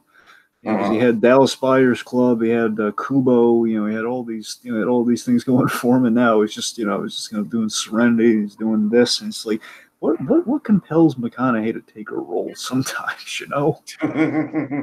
Yeah, we'll see. We'll see. All right. God. I mean, no, you're not wrong though. It's just like here's the thing though, Dragon. I feel like this movie is literally just McConaughey's home movies. Like at least Serenity had a story to it. This movie is just like, all right, I'm gonna go get high with Snoop Dogg, Jimmy Buffett. Jimmy Buffett, who by the way just plays himself like, hey man, I'm Jimmy Buffett and I'm into weed. I mean, Dragon, this is like a weed propaganda film in a lot of ways. Like, Cheech and Chong would be jealous of how much weed is in this movie. I mean, it is just like, I don't know. Like, I am frankly a little shocked that it even made it into theaters, honestly. And it's just McConaughey just not giving a damn. I mean, it's fun, yes, but I really don't think I'm going to be returning to it as much as I would Serenity. I really think out of the two, Serenity is more the definitive bad McConaughey movie of the year. Okay. Real quick, I wanted to amend my Martin Lawrence statement because I remember I saw Wild Hogs with him in it, so technically that's the last I saw Martin Lawrence. All right, fair enough. Again, Wild Hogs just does not hold up. Anyway, I don't want to drift on to that subject anyway. But yeah, it brings us to me then, right? Sure. Okay, last one for the March stuff. The Legend of Drugs and Islands. Yeah, I've now put that together. Oh my god, we do have a drug correlation. So this is folks, this is a title that I swear to God does exist. It's a real title for a movie on Netflix. It's The Legend of Cocaine Island. All right, baby, Cocaine Island. That's what I'm talking about. That's the place I want to visit. All right. Basically, imagine McConaughey if he weren't laid back. Imagine McConaughey if he was like, if he's going off like a mile a minute. That's oh God. All right. Okay, it's like McConaughey in a Scorsese movie, pretty much. Right. Like McConaughey. What if McConaughey played? Well, we did see McConaughey in a Scorsese movie. All right. Well, what if McConaughey? Okay, fine. What if McConaughey played DiCaprio's part in The Wolf of Wall Street? Oh God. There you go. All right. Okay. Anyway, so what was I? Oh yeah. So you're probably wondering what The Legend of Cocaine Island is all about. I'll tell you what it's about. So it's So I checked this out purely because the trailer looked really interesting, and essentially it's. I got to tell you, it's in part it's a letdown, but it's an interesting story. I got to give a point there. The story is really interesting, and that's the thing I would say. It's I guess maybe worth checking out, but I think I don't think they're telling it quite right. That's the thing that kind of bugs me. I think it loses you at the start of it, but I think it picks up once like deep into it. I think when it really takes off. I don't know what it is. Something keeps losing me about the movie. I had to rewind it a few times to watch it, but it's not bad. It's just like it's losing me, and I don't know if it's a pacing thing or what. Because here's something that I'm not saying this is what hurts it, but it's kind of a document. It's a documentary, but it's a documentary with reenactments.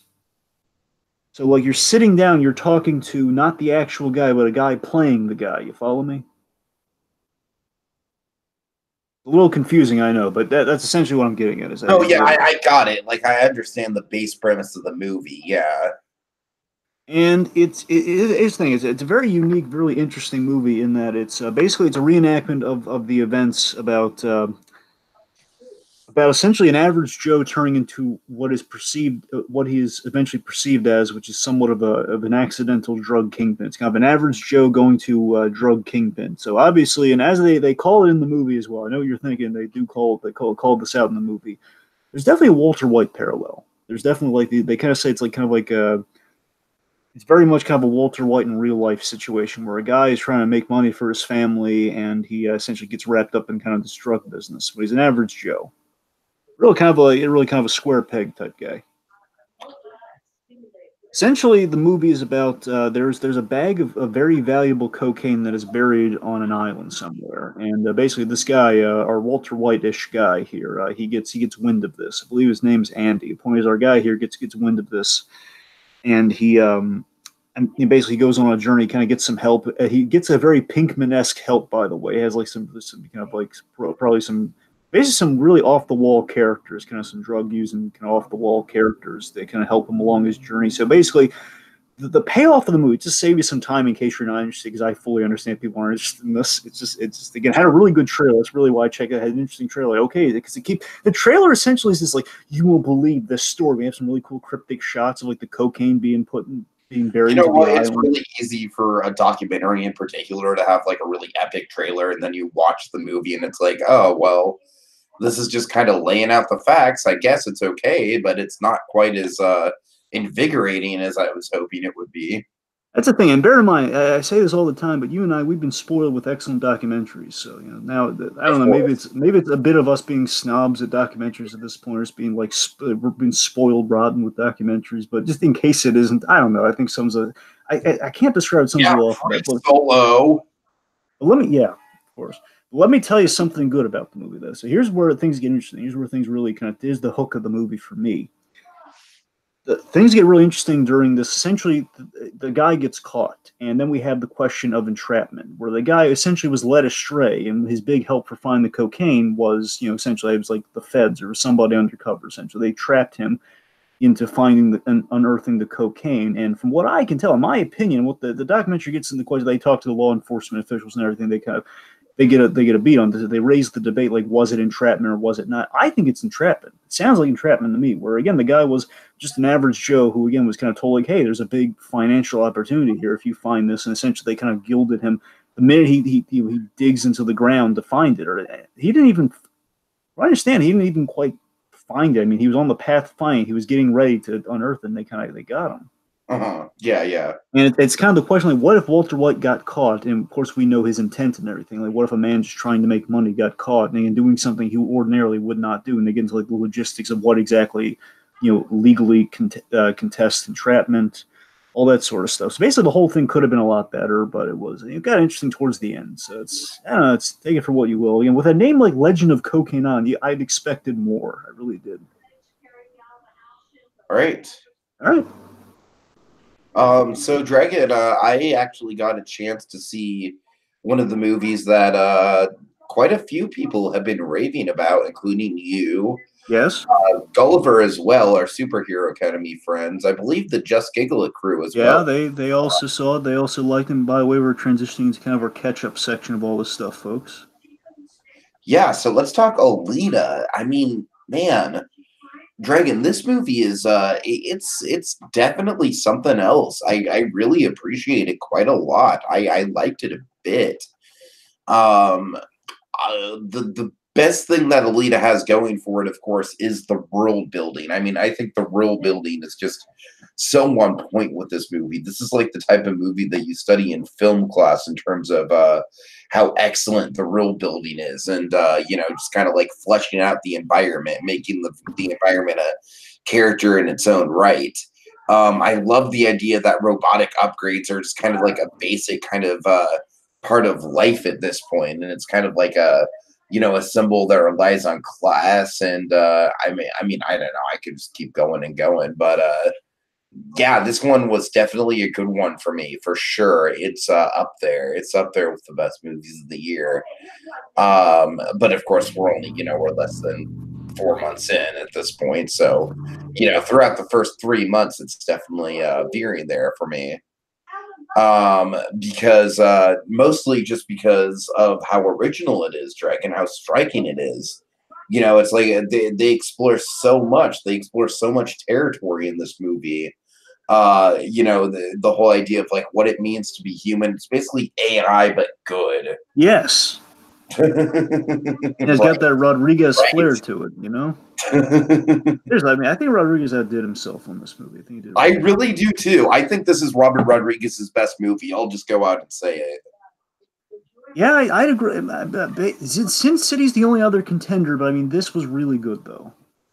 I mean, I think this is a more complete package than Sin City is. Well, that's where I have to disagree with that to an extent, because this movie does the one thing again. The only thing I have against the movie, it's not a problem at all with the movie. It's just the thing that I feel it's like the fate conspiring against this movie with is that this movie is good, but without saying what exactly happens, there's kind of a cliffhanger in it. It's kind of this movie definitely could benefit from a sequel. It's like if it doesn't, I think it's still good enough, and that's and points like there's nothing really wrong with the movie. It's just the fact that it would really lend itself to get a sequel, and I mean financially, I don't know if this movie. I honestly think that there's a chance it could get a sequel. Like financially, it's pretty much going to break even, but the people that like it really like it, and I have a feeling it's going to catch big on streaming.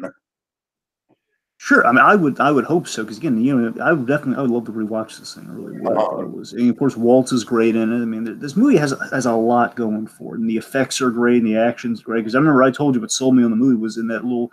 I think it kind of gave me the boost to kind of go out in theaters and see, like when it came out was the rollerball scene. Remember the the whole like. It was the whole like Alita, you got to get out of there. Well, who's trying to get me? Everyone. Oh god, it's I'm sorry, go on. Anything else? No, I mean, like I said, I just thought the whole idea of this world where robotic parts are almost kind of like necessary if you want a place in the society, if you want to be like accepted into that society. So in a way there's no real homelessness. I don't know. It's a very creepy outlook, Dragon. It kind of just gets under my skin. I don't know how the whole thing's going to turn out because, suffice to say, that's where we find the orphans in Shazam, and I really love those characters. Donovan says he also loved Alita. He mentally took notes as he was watching it, and he loved the whole. I believe he loved the rollerball, the rollerball part too. Yeah. All right. Well, I'm glad you liked it. Yeah, I liked it a lot. All right. Okay, so that brings us to me then. Some catch up I did. I watched a movie that you have seen. You recommended, not as strongly as some other stuff that I've seen from 2018. But, it's a fun time if you like, especially if you like Renner. Renner is a standout. Sure. So the movie is Tag, by the way. So I saw Tag. So of course, basically the thing I was getting at, because of course 2018. We mentioned this when we were talking to Just Giglets, Mark Sipka. Oh, okay, right. So when we were talking about kind of comedy and everything, I kind of found that like I didn't see as many comedies in 2018. Like I saw Game Night per your recommendation, so I saw that year.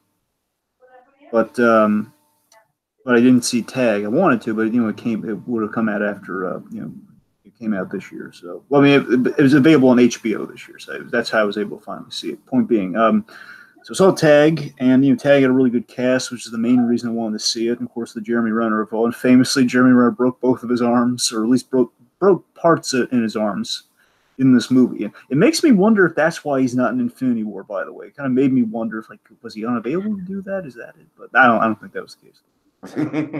Anyway, so Tag apparently is Tag. I found out was it was kind of a stranger than fiction, kind of based on a true story situation. Where Tag apparently it did happen in real life too. I think it's made a lot more cinematic here, but well, I'm sure it is. Yeah, but the premise of these grown men taking Tag very seriously and kind of have like a set of rules applied to basically within a month they have they have gameplay for like tagging each other in the month of May, I think. So it's overall Tag to me, it's fun. It's a fun and silly premise of these guys taking Tag so seriously. I think it's well directed. Specifically, all the Jeremy Renner stuff, I think is really well directed. Where Jeremy Renner essentially is this master strategist and an elusive target, where he kind of does a Sherlock Holmes thing whenever he's about to be tagged, and I love that. And I think that was really well directed. Mm-hmm. Oh yeah. I gotta tell you though, a weak link of the movie, Hannibal Buress, that guy, weak link. Yeah. I think that, let me ask you this, Steve. So this is one thing that kind of bugged me about the movie. Well, looking back on something that kind of hit me about the movie, I think kind of rubbed me the wrong way. It kind of hits It hits an uncomfortable moment and kind of leads to kind of an odd tone shift for a while before things kind of get funny again towards the end. You know what I'm talking about? Basically, kind of the big, without getting, I don't want to spoil it for anyone who hasn't seen it, but let's just say they're all playing tag, trying to get Jeremy Renner. They have him pinned, but then something happens, and it's kind of a dark joke, essentially. And I think they kind of lose me a little bit there. It was like, yeah, that is really kind of a terrible thing that Jeremy Renner has kind of done here. It's like, you know what? I don't know. That struck me. What makes it, Jake Johnson's really funny in the movie, but Jake Johnson, of course, who many people, just in case people aren't familiar with the guy from the New Girl, you have him, of course, as Peter B. Parker in Spider-Verse. So you get to see him kind of physicalized in this movie. Mm-hmm. But he's kind of calling out this move that kind of Jeremy Renner orchestrated. It's like, yeah, it is really a crappy thing that he did here, and that just kind of leads to. Then we have kind of a depressing kind of real world thing. It kind of gets sad for a really. We get to the third act, things get really kind of sad. It's not even a low point. It's like, man, things just kind of turned a little darker than I was kind of getting into with the movie. I don't know. It lost me a little bit, but it's on the whole though, it was a lot of fun. And Jon Hamm, I just love Jon Hamm's introduction where essentially where Jon Hamm is in this business meeting doing the interview that of course kind of frames the whole piece, because in real life there was an interview about like an article in the Wall Street Journal about these grown men who play tag, and basically Ed Helms is, with a fake mustache, is trying to tag him. Essentially, he does. But we have this great bit where Jon Hamm, he just, in an attempt to escape, just to show you how seriously he takes this, he grabs a chair that he's sitting in, and really smooth. Initially, it plays really smooth. In a moment, he grabs the chair and he tries to fling it at the glass of like this glass office of his to escape. It's like plexi, it's like really strong plexiglass or something, and it basically just bounces right back at him and hits him in the face. Really funny. I don't know. Might just be me. I thought it was really funny. Again, like the man who could be Batman hit by a chair. Not just for the Batman of all this, so it's a funny bit, Yeah. I mean, like I said, it was a good time. It's not anything that I'm going to be like remembering 5 years from now or anything. Renner was definitely the best part. But it's not anything that I was like mad that I watched by any stretch. It was fun. It's just not really doing it for me in terms of like sitting around being like, man, you know what movie was hilarious? 5, man. So I don't know, or Tag. I mean, I'm sorry. But so Donovan says, he laughed really hard at the chair bit too. We thought Jake Johnson was really funny. Jeremy Renner's had the best part, and throwing the coffee in slow motion killed him. And the mole part too. The mole part was really cool too. Yeah. All right. All right. Okay, so I happened to see via Amazon Prime Video Replicas with Keanu Reeves. God help me. I almost watched another Keanu Reeves movie to kind of fill that, but I realized I kind of had way too many in my catch-up categories. I was going to save it for next month. Well, I wouldn't recommend this one, Dragon. Basically, it's really boring. I'll keep it brief. The whole premise is that Keanu Reeves is like trying to revive his dead wife and kids who died in a car accident. Basically trying to pull a Pet Cemetery, ironically enough. And he's just like, he just has them in these tanks, and I don't know. It's just the whole movie is kind of like this. It's just sort of like this supernatural, like kind of like psychological thriller of what's going to happen when he actually revives the bodies and the moral implications. The problem with that is that it could be an interesting story, except it sucks. And the writing on it is not good. I'm not even going to go as far as to say it's the fault of Keanu Reeves, because Keanu Reeves does a decent job. He's there. He commits to the part. But it's certainly the fault of just the writers, because the thing just plods along and just nothing happens for long stretches of time. And that's the thing, Dragon, is that's why this is definitely not a great movie, and it's not nearly as great as something like something like Serenity, of course. Is that Serenity is kind of like a Mount Rushmore hallmark of what I'm looking for in a bad movie. And honestly, Replicants is sort of the hallmark of what I'm not looking for in a bad movie. I am not looking for something that is just kind of like competently shot and acted, but just generally dull. And that's really what Replicants is, man. It's just kind of dull, and I really didn't care for it, unfortunately. All right. Okay, me, another one I had was The Meg. Shut up, Meg. God. But yeah, so I saw The Meg on HBO, and you know, because here's the thing, The Meg had a really good trailer again. And here's the thing, bugs a little pet peeve. Like I figured this probably wasn't going to end up in the movie, but still, I probably like really hoped it was going to be in the movie because it really sold me in the trailer. They had an excellent song choice in the trailer. They had, you know, Bobby Darin's "Beyond the Sea," which I love. And they had that playing over like this giant shark movie. It's like, oh my god, it's a marriage made in heaven, beyond the sea, and we have, you know, giant shark stuff. You know, like, and you know, it's like, yeah, that they kind of half of it kind of sold me. Again, not seeing Meg in theaters, of course, but like, hey, when it comes out, I'm gonna check that movie out because I had that really good trailer with that music and everything. You know? And Rainn Wilson. So Rainn Wilson and the music was kind of what sold me on the movie. So it's basically, The Meg is kind of like it's kind of the Jaws on steroids shark movies, and it's a shark that looks like Jaws on steroids, and it's you know, it's kind of your general shark movie. I will say this though, it does look really good. I think it's really well. I think the cinematography is good on it. You know, I think it's the sets, the locations. They have like the underwater base and everything. That looks really good. I think design wise, it looks really neat. And again, I think it all like visually. I think it all looks really good. Sure. I mean, I just think it's cool looking, but I just wanted to, anyway. So let me put it this way: The Meg, on the whole, it's a fun, harmless movie. You know, that's kind of what it is. It's not Yates by any stretch. Like if you apply a lot of serious thought to it, I don't know, but it's harmless. It's kind of a fun shark movie. You know, it's kind of what it's like. I recommend this like over something like. Bear in mind, I can't fairly say this, but I mean, to me, I'd watch this before I watched. I did watch this before I watched something like Sharknado or anything. Right. That's the thing. It's actually you know it's. Let me put it this way: there's elements of this movie I really did like. You know, I like I think the characters, the human characters, are really nice. You know, they feel like real people. You know, and that's kind of a nice thing this movie has going for. Where I love like for example, I love there's the female lead, the female lead of the movie is a character by the name of Sue Yin. Now Sue Yin and her daughter, it's like this mother, a single parent with a daughter. She and Jason Statham, kind of our hero action man of the movie, they really hit it off really nicely. But I love more so is that Statham bonds with the kid. You know, he has a really good dynamic with the daughter, and they have, you know, he kind of falls for Sue Yin. It's a real natural way. It's not like it's not telegraphing it. They don't get along at first. It's like, you know, it's kind of nice. They have a so I really like that in the movie. And Rainn Wilson is his character was fun, but here's the thing.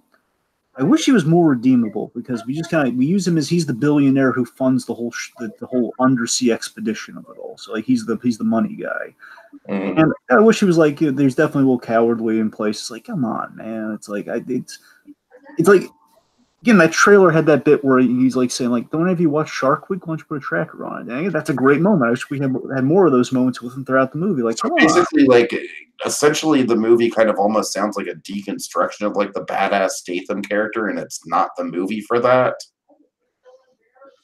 I don't know if that's about right, but I mean he's you know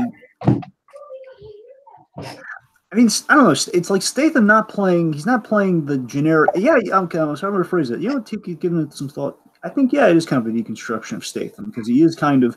He's in the action movie thing, but he's not. You know, he's in that typical kind of marquee, like it's Jason Statham doing right stuff.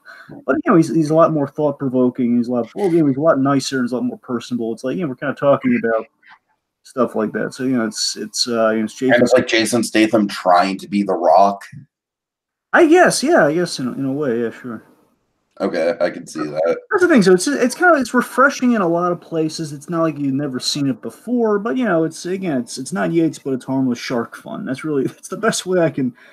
That's the best way I can put. Oh, the director. We do have a decent director on it, and I think that's why the movie turned out as fun as it did. It's and I think it kind of shows you the tone of the movie, where it's John Turteltaub directed this, and of course, John Turteltaub, he directed the National Treasure, yeah, and Sorcerer's Apprentice. So it kind of has that Right. vibe. So again, like that, John Turteltaub turns out serviceable work. You know, it's like more he does.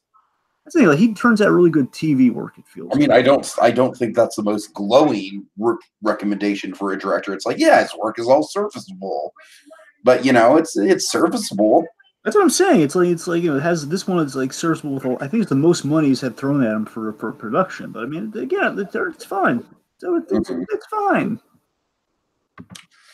All right, A Dog's Way Home, Dragon. This is the movie where I kind of draw my line. I'm like, all right, you know what? I'm trying to see bad movies, but this movie is just a movie that's not for me. And it's, you know what? If you like this kind of stuff, if you like this fluffy, cutesy, like, you know, the over-the-top dog narrator who's obviously an ADR celebrity, then go nuts for it. And I'm sure it's a freaking masterpiece of that genre. I was kind of going in naively thinking like, oh, it might feel a little bit like Homeward Bound because the dog's trying to find the way home, and it might be a little gritty. No, this movie doesn't have a. I can't believe you saw the dog movie. I can't believe. Yeah, I mean, this has been on my radar for a while just because of the Home Alone thing. Like I said, I was just kind of naively like, well, you know, I really liked Home Alone as a kid, so maybe this is. Or wait, Homeward Bound, not Home Alone. Homeward Bound. I'm sorry. You know, I really liked Homeward Bound as a kid, so you know, hopefully this recaptures some of that magic. It doesn't. Yeah, I don't know, Dragon. I don't know what else to say. This movie is just kind of like it's a cute, saccharine little mess of a movie. It's got really adorable scenes with dogs doing goofy things, but that's really about it. The dog, like who's the main dog? Drew Barrymore is the main dog. Yes. All right. And I don't know, my friend. This is the movie where I draw the line where it's like, okay, you know what? Like this isn't just a bad movie. It's a movie that was not made for me. So, you know what I mean? It's like Serenity is a freaking bad movie, but I love it. I just love it. And I feel like it is genuinely kind of made for me in some regards. This is just not the effect I wanted it to have. And for that reason, Dragon, I don't know. I think I'm going to be a little bit more careful. Like this was kind of a punishment for me, if you will. This was just not great. Of course, I recommend like a slew of really good ones you could have watched and said you picked the dog. Well, yeah, because I'm trying to pad out my 2019 stuff. I think you mean 18. Well, wait, when did that come out? Did that come out? No, A Dog's Way Home came out in January 2019. Yeah, you're right. I'm sorry. I take that. You're right. Yeah, you're right. You should pad out the 2019 stuff. You damn Skippy. Yeah, that's my fault. All right. All right. That thing, they kept airing that like the end of last year. I'm seeing like Vice and stuff. I'm getting the stupid dog trailer. But speaking of which, I will correlate this, you know, with the Drew Barrymore dog. Of course, while you were watching that, I'm watching Santa Clarita Diet. Yes, I know. I need to get caught up on that. Season 3 to show you how much you got to get caught up there. Right. All right, here's a good movie for you. Okay, this is one from, I believe, 2012. So reach back on this. I definitely need to get caught up on this. At the very least, I'll watch it. Like, you know, if I don't remember that it's around after this, I'll definitely get caught up on it before Kidding season 2 comes around. Right, so this was so I name dropped this when we were doing the Kidding season overview, I guess, when we were doing the Kidding review. Mm-hmm. I saw Robot and Frank, and I've been meaning. I remember the trailer for this way back when. It was one of those limited. It was either like a limited release, or it was like a film festival sort of thing. The point is, you weren't able to see it in theaters. Right. It's either that or it was like really limited. The point is, it's a really slow. It's a really not slow. It's a really kind of like low level movie in regard. And it's really like it will slip under the radar like that. And it's the reason we brought up on Kidding is that one of the Kidding directors directed this, and of course Frank Langella's in this, and he's also in Kidding. This movie is directed by Jake Schreier, I believe his name is Jake Schreier. And I believe he wrote it too. So he written and directed by Jake Schreier. He this movie, it's I mean to get to it for a while. He's always had like a really interesting trailer. It's a really oddball trailer. I always respected that about this thing. Where this movie, after watching it finally, I was really pleased with it. It's a quiet little personal film about this about Frank Langella, who plays this ex cat burglar. He plays an ex cat burglar. And it was kind of quasi-futuristic. It's like not we don't have flying cars or anything, but it's like let's say maybe I don't know 5-10 years in the future. You know, it's like we're still pretty much things are relatively the same, but like the video call, like you have video call and like stuff like everywhere instead of like a cell phone. You know. So that and we have robots. Like those are the main. We have more helper robots, and we have like like video call. It's pretty much the main futuristic thing we have anyway, and also like things like libraries are being kind of like outdated, so they're getting rid of libraries, they're restructuring it. So that's kind of like how far in the future we're going. So okay. The point being, it's Frank Langella playing this Frank, who's this ex-cat burglar, who years since he's kind of an old man, he's kind of alone. He has 2 kids played by Liv Tyler and James Marston. And again, got a really good cast in it. Susan Sarandon's in this. It's got good people in it. So again, but it's really understated. It's basically this man who gets this ex cat burglar who gets a robot companion thanks to his son who doesn't want to keep dropping by and visiting him. So it's kind of sad in that regard. And essentially, Frank initially hates the robot, like most people. He just rejects the fact that you need help. You need this robot companion. And it's Peter Skarsgård, one of the Skarsgård brothers, plays the robot. Oh, nice. And eventually he strikes up a friendship with him in the movie. It's kind of a nice buddy movie in that regard. It's kind of a low key buddy movie. They kind of strike up a friendship, and essentially via this robot, he comes out of retirement, and kind of plans some heist. And there's a really great parallel between Frank and the robot that's really clever. I won't get into all the ins and outs of it, but there's a really clever parallel within these 2 characters. It's kind of a neat little kind of study of like what you can do in a short run time.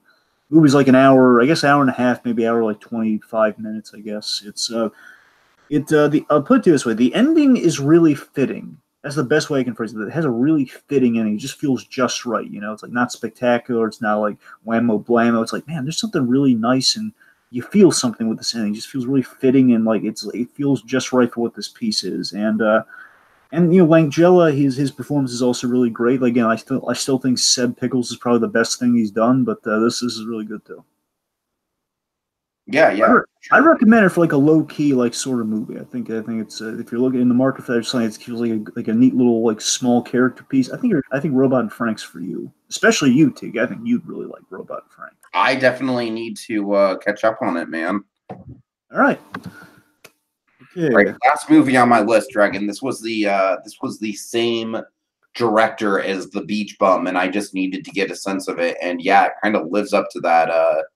It's Spring Breakers. I would say that this movie is a little bit more accessible than The Beach Bum.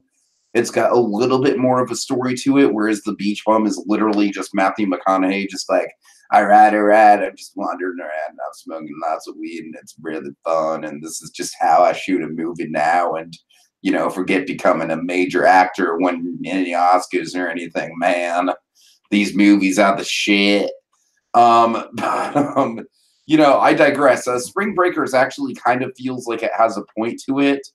Like the excess, like the Spring Breakers has that really interesting dichotomy between it, where essentially it follows a group of girls, kind of like fresh out of college, who head to spring break, I believe in Mexico or somewhere. The whole thing is very sort of vague, very fantastical for a reason. And they eventually just find themselves in really over their heads with the party culture, with the crime element of spring break, with there's some twists and turns I don't really want to give away. But suffice to say, it's kind of a look inside kind of like the decadence and the over the top kind of gluttony and just insane depravity that goes on in spring break. And the movie is really shot to reflect that. The movie kind of, in many ways, it feels like a giant music video, which is exactly what The Beach Bum felt like. And stylistically speaking, I do think this guy's an interesting director. I don't think he has the most cohesive patterns when it comes to storytelling.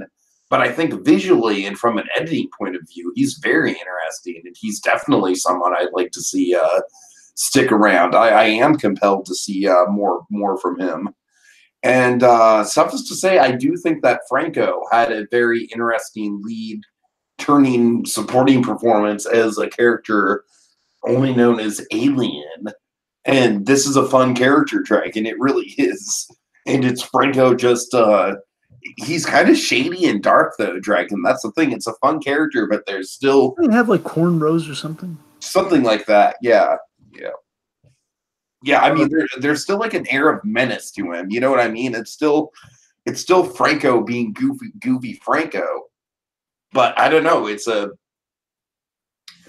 strikes hard. I mean, there's definitely an element of like when the partying stops in Spring Breakers. You know, when the needle gets put off the record, if you will. It definitely becomes more real, and it definitely hits harder than the beach bum does.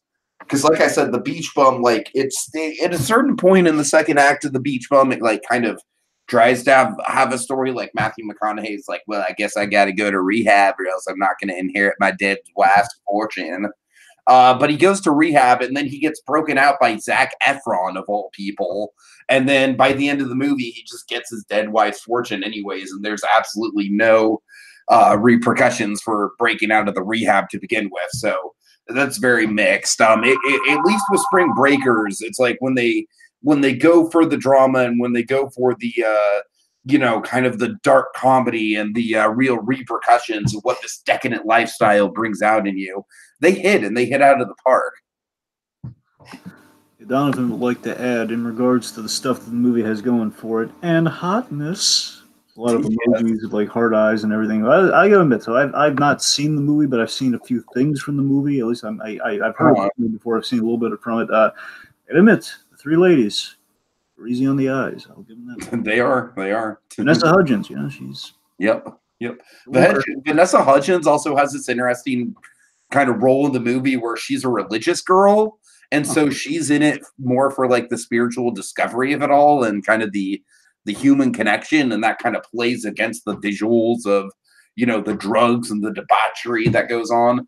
I definitely think it's a better movie than The Beach Bum. I mean, The Beach Bum, like I said, I appreciate The Beach Bum because it's McConaughey and it's copious amounts of weed and it's all the things that I should be into. But Spring Breakers just is solidly a better movie, just a more well-constructed movie.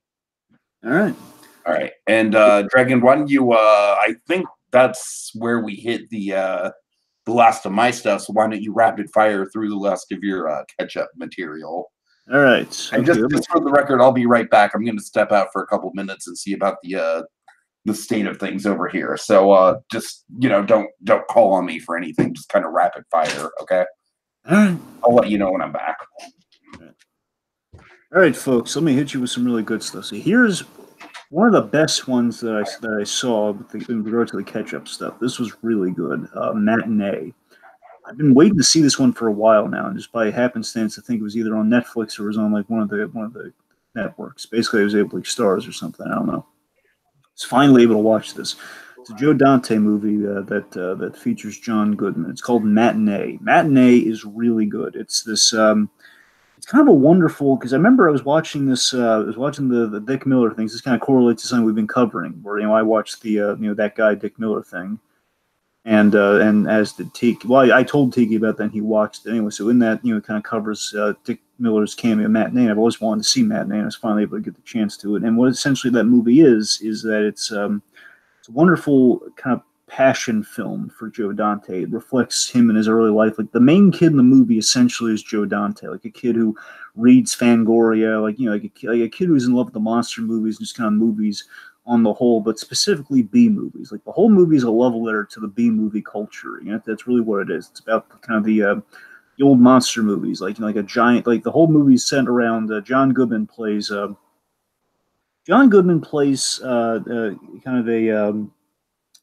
Goodman plays a director. He plays essentially like a B. He's like the B movies Hitchcock. That's what he's like, a B movie Hitchcock. That's what he plays. And the whole crux of the movie is like, what if a B movie Hitchcock met kind of a young Joe Dante set in the 50s, which of course is where the boom of the B movie was. Like this during kind of the big the paranoia of the 50s. Like is the bomb going to drop? Because of course a big thing of the B movies was you had like the atom scare. The scare of like will we survive annihilation? Will kind of like the atomic age, that sort of stuff. Like kind of feels like vaguely Iron Giant-esque. That's really cool too. It's a little bit of an Iron Giant vibe, but it's a kid in a small town who's kind of like he kind of bumps into one of his favorite directors, the guy who makes these movies that he loves so much. He's making Man, Man Meets Ant, and it's filled with like a lot of fun tongue-in-cheek stuff about the B movies that Joe Dante grew up with. It feels like really like all the stuff that's been kind of in Joe Dante's style is like encapsulated into one movie. So it's really good. It's very cool. Like it's about we get to see all the cool things about the 50s movie, like the theaters and basically John Goodman's character is kind of this next level director of the 50s with enhancing the theater experience, really next level marketing, really good stuff like that. I can't. This is the highest recommendation I'll make on this installment of March Memoirs here. So again, Matinee's a big one. The rest of these are going to go by a lot quicker. Okay. Another really good one, Puncture. So this is a Chris Evans movie. So I was on a Chris Evans kick because of all the Endgame stuff. And, I was like, I'm a big, huge Captain America fan, big Chris Evans fan. So I watched Puncture. I had no idea what I was going to get with this movie. So it's kind of happened upon on Amazon. So I watched Puncture. Puncture is a biopic on the safety needle suit. There was a lawsuit about something called the safety needle, which is not, it's not, unfortunately still is not fully in vogue as it should be. Essentially people, it's like when a nurse is like dealing with like a junkie or something, or dealing with somebody who's on drugs. Essentially you have like a needle. When you inject somebody or you withdraw the blood or something, the needle will break and it'll like prick the nurse and they will get they'll contract the disease or HIV or AIDS or just like horrible stuff like that. And that's kind of what starts off the movie. And essentially the case kind of falls to our lawyer team of Michael Weiss and his partner. God, it's the point is like Michael Weiss has a law partner, and these two guys they kind of take on the safety needle case. And the idea is that Michael Weiss, he's a drug addict, and of course, a drug addict who kind of has all this access to these safety needles. But again, it's kind of this really interesting question the movie poses of,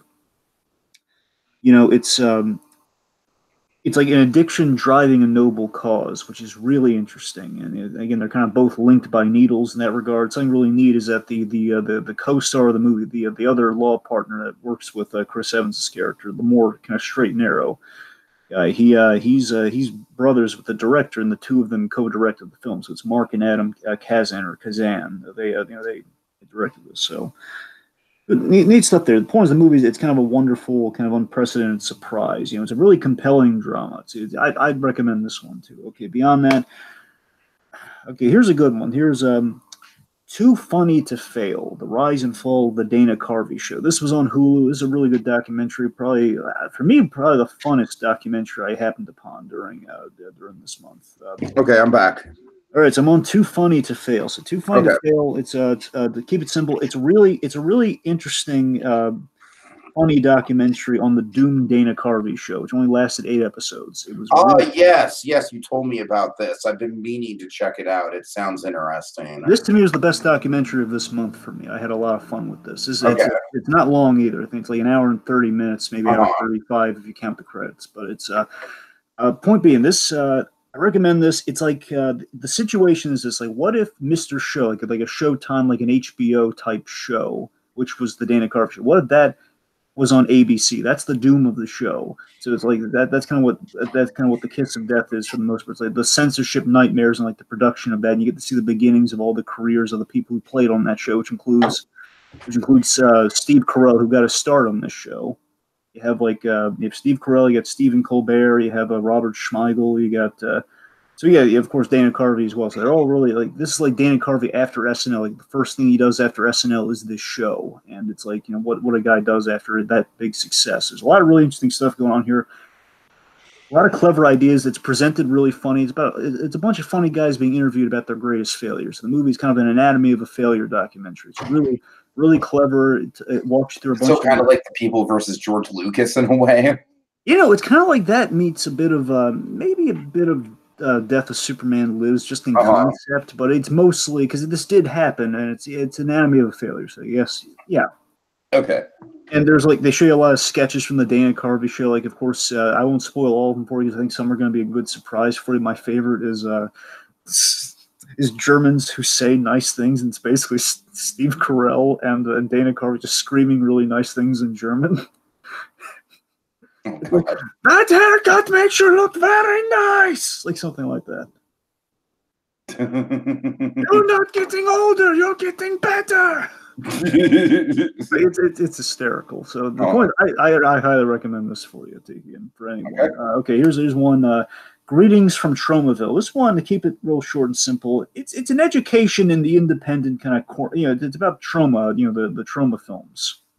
Lloyd Kaufman, the trauma films, which I really got kind of an introduction to via the Doomed documentary about the Fantastic Four, the Roger Corman Fantastic Four movie. So I kind of learned a lot about trauma here. I knew they were kind of like an independent kind of horror movie outfit. These guys it's basically an education independent Corman level horror movies, but a little bit more low rent. And it shows you the tricks of the trade, the legacy of the Toxic Avenger and stuff like that. I gotta be honest, I'm gonna warn you folks this, because for me, I'm all about the behind the scenes and the making of the horror movies. It's the only way I can watch the horror movies, like Nightmare on Elm Street and the Jason movies, the Friday the 13th movies. I can watch the making of these things, like no problem. I can't watch these movies, but the stuff they show in here, man, it's truly gruesome and violent stuff. It's really not for me. That's I wouldn't go back to this thing. There's stuff at the beginning of this thing makes me kind of sick and woozy. Like, oh my god, man, it's disgusting. Ugh. Anyway, so may not be for everyone, but if you're really into the trauma, I think this documentary is for you. Okay, real quick, Playing It Cool, another Chris Evans movie. This is really, it's really this thing got the shaft by the critics. Critics really railed against this, and I think that's really that's unfair, because this thing stylistically is really well directed. It's basically Chris Evans in a rom-com, and the premise, it's very self-referential that way. It's basically Chris Evans plays a screenwriter who wants to do an action movie, but he's told he has to write a romantic comedy before he can do that. And Anthony Mackie is his agent who tells him he has to do this. So they kind of paired them together after Winter Soldier, so it's kind of cool. Mm-hmm. And basically, the idea is like Chris Evans has issues with love, which the film reveals in some really interesting ways. There are a lot of familiar faces, like Topher Grace is in it, Anthony Mackie. There's a little bit of a Fantastic Four reunion with Lone Grufford, Mr. Fantastic. And Michelle Monaghan plays the love interest, so it's very underrated. It's a fun one. I wouldn't recommend it more than Puncture, but I'd recommend it. Okay. The Late Shift. The Late Shift was an HBO biopic, which kind of happened upon because I was familiar with the story this thing's based on, and I didn't know there was a biopic on it, so I watched it. And the big thing that pushed me to watch it was it stars John Michael Higgins. So I love John Michael Higgins. He plays David Letterman. He does an excellent job playing David Letterman. So that's the big praise I want to give it. It's it's good. It just kind of filled. It's kind of adapting a story that's there was a war for late night. So after Johnny Carson retired, the question was who was going to get the Tonight Show, and it's between Letterman and Leno, and that's kind of what the whole movie's about. And Kathy Bates kind of plays the bad guy, or kind of the big kind of turning point in the movie. She's kind of muddying the waters, as it were. All right. Let's see. So beyond that, there's oh yes, the Rude Dude. Okay. Yeah, so what's this Rude Dude about, Dragon? Yeah, this is a real okay. So this along with Dana Carvey were the best documentaries I saw. So Okay. Dana Carvey's the better one, I will admit fully. But this one's like for me, this is like, oh my god, this is a fun surprise. So the Rude Dude is a documentary about comic artist Stephen Rude. Now, a little did I know, I've actually been a fan of Stephen Rude's work, but I never knew the guy's name. I learned it here, and I saw his artwork. Oh my god, I know this artwork. It's this guy. He's kind of an artist and a painter. He does some of the best covers in comics, but he's also done like the Arthur Adda book. Like he has an original character called Nexus, I believe. Nexus is his original character. Looks kind of like Cyclops, but it's a neat character. The thing I know him from is he did this comic called World's Finest with David Gibbons. Dave Gibbons, the artist in Watchmen, he wrote the book, and Stephen Rude did the art on it. Mm-hmm. And it's so that story is really good. And like recently, I actually saw his work really like last week. He did one of the covers for Detective Comics number 1000. He did like an old 1939 looking Batman cover. It looked great. Anyway, so the point is, we have this. It's a story about a very talented artist, but he has an ego, and he literally. I kid you not, this might tickle your Serenity bone a little bit, like your disaster artist bone a little bit. Okay, okay. He calls himself the Dude. That's his nickname. He calls himself this a lot in the third person. Well, honestly, that doesn't really strike my interest as much as just makes me think it's a ripoff of The Big Lebowski. Well, that's the thing. But the thing is, so this guy, he's got an ego, but he has a bipolar disorder. So there's, as much as we're celebrating the guy's art, they're showing you the art, and they're also showing you kind of some consequence that this is kind of had on his life a little bit there. So that leads to some complications. Hence the rude dude of it all. You get it? Yeah, I get it. That's interesting. That's interesting. Okay. Point being, it's a refreshing find, and it's right. It's an interesting piece you wouldn't come across unless you're looking for it. So I'll tell you, folks, look for it. It's interesting. All right. Okay, here's one. I keep seeing this thing. I finally kind of buckled down. You know what? I'm going to check it out. I got nothing else going. I'm going to watch this. Tab Hunter Confidential. Yeah, what's this even on? I've never even heard of this. This is on Netflix. When I look for documentaries, I keep going past Tab Hunter Confidential, saying, I don't know what the heck this is. Why am I watching it? Why would I watch this? And of course, eventually I just kind of watched it.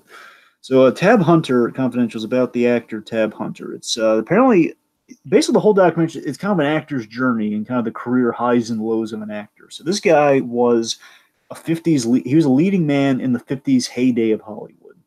He was the young heartthrob. He sang a few singles. He was like Jack Warner's boy. Jack. The thing that tantalizes me most about this is the fact that, of course, like after watching something like Feud, where Stanley Tucci played Jack Warner, I love like when we get into the Warner Brothers studio system of the olden days. Mm. So basically, he was a studio boy. Like, he was really faithful to the Warners until he kind of left the company. But here's the kicker: so Tab Hunter was secretly gay. Tab Hunter was an actor who was like really big kind of straight leading man, but all the time he was gay. And basically the magazine Confidential, like one of the tabloid magazines, wanted to kind of out him as being gay, and that's why it's called Tab Hunter Confidential. And it's based on the whole movie's based on it's a kind of a documentary based on like the autobiography that he wrote called Tab Hunter Confidential. Interesting. Anyway, so the idea is like it was kind of a scandal at the time being gay, and here's something really interesting. He had a really intimate relationship with Anthony Perkins, who also was secretly gay in the 60s. Of course. Even in the 50s too. But you know what I mean? Like that's the thing. So yeah. And basically, this scandal and everything kind of eventually, Tab Hunter, his career kind of fizzled out, and it kind of led him to kind of the John Waters years. He was kind of like a John Waters actor, and kind of like did a few films with Divine and everything. So the movie just kind of gets into holds a mirror up to old Hollywood, the old Hollywood system a little bit. So it's kind of interesting. Okay, that sounds like a good watch. Here's one. I wonder if you've ever seen this one, Tiki. Bully. I'm familiar with the Rockstar game Bully, where you go around a sandbox and beat up nerds, but no, I'm not familiar with the movie Bully. Well, Bully is a documentary. It's from 2011. It's about the bullying issue in schools. That's what it's about. It's kind of the story of these 5 kids, and they're kind of framed. Then we show, it's kind of a true to life examples of bullying. They're kind of caught on video, like some camera crews are following them around. We're just kind of seeing it unfold, and the event of all this is kind of framed around a teen suicide. So it's a little bit of 13 Reasons built in. Oh God! Because there's a question like, is the school life 13 Reasons Why? In essence, I think they're younger than the kids in 13. I don't think it's high school, but I think it's it's a teenager who committed suicide and gets to the bullying issue and everything. And basically, the question is the school culpable? So that much, it feels very 13 Reasons Why, kind of seasons 1 and 2 with the whole like the trial of the school and everything. But there's not like a trial going on, but there's a question, like the school's being grilled by like a PTA meeting or something. So gotcha. I'll admit it's a sad watch for sure. It's something I wouldn't really go back to, but it's there. Yeah, I thought it was going to be a little better, but then again, it's probably one of those movies that I just probably avoid for personal reasons because it's a really triggering subject for me. That's what I'm saying. Like, I think like, this one. Like, I'd always say, like, you shouldn't just kind of let that take out of the movie. But in this case, yeah, this one would take out of the movie. Just like, it's gonna be like a lot of injustice left and right. It's like, Yeah, exactly. like this case, yeah, I get it. And plus, this one just, I gotta tell you, though, this is an example we've been spoiled by documentaries. Like, it's okay, but I've seen this type of documentary done better with Freakonomics. I don't need to see it like done with. We're such dog snobs, Dragon. We are. Okay, this last one is the strangest. This one's kind of the Serenity of all my. You're ending with a bang, buddy. Yeah, this one you get one buck. This one's the strangest one out of all of them. Honestly, I say that this is coming off the heels of like a month-long addiction that I've had to the Jesus Christ Superstar soundtrack, so that's kind of ironic. So this, folks, I'm going to warn you, this one's a real strange one. It's okay. So this is a Batman documentary, but it's not exactly. Well, let me put this. Okay, the title of this film, no joke, is Batman and Jesus. Yep. So I watched this because, oddly enough, like I just discovered this. I was just in a Batman mood. I was going to watch some stuff, and I was thinking, maybe I'll watch some of the old Batman documentaries. And before I did that, I was checking on Amazon. I happened upon a Batman documentary I've never seen before. It's called Batman and Jesus. Like, I think I heard that name before, but like somewhere. I never watched it. I was looking for a Batman documentary for the 80th anniversary, which basically fell like the day after this. So I was like, hey, it was literally when we were doing 0 year. I was thinking about. I was watching this while we were doing the 0 year review discussion. Anyway, so apparently this documentary was in 2017. So basically, when Lego Batman comes out, this follows that. So that's kind of when this was dated. And oh god, it's something you have to kind of see to believe. It's really strange. Oh, it's so the idea of the documentary, I get what they're going for. The idea, and for the most part, I respect the idea and I respect what they're going for. And the opening is really interesting. And it's like so strange. You got to see what happens next. Kind of opening to this movie where it's They kind of film something where they have like a kind of a Church of the Batman. Remember in Family Guy had the Church of the Fonz? They have a Church of the Batman. Of course, I remember the Church of the Fonz. And they kind of do that with Batman at the start here, where we have like kind of a Batman proceeding there. I was like, okay, where was this all my life? Like, there you go. That's a way to get it. I didn't know this was a legitimate option. Yeah, that's what I'm saying. No, but I gotta be honest though, it did look, in all seriousness though, it did look really appealing. I gotta be honest. It was strange as all get out, but it was like, man, that looks really appealing. You have a priest with a cowl on. That's really what it is. And he enters like Batman. That's the weird thing, because it's shot like they have like stained glass Batman stuff, and then basically a priest like drops down like Batman from the rafters with a cape on, and of course he reveals he's wearing a cowl. It's like, wow, that's okay. It feels really strange when you're watching. What the heck am I watching? This sounds straight up surreal. And this is the Serenity of it all, right? So I'm talking about. A little bit.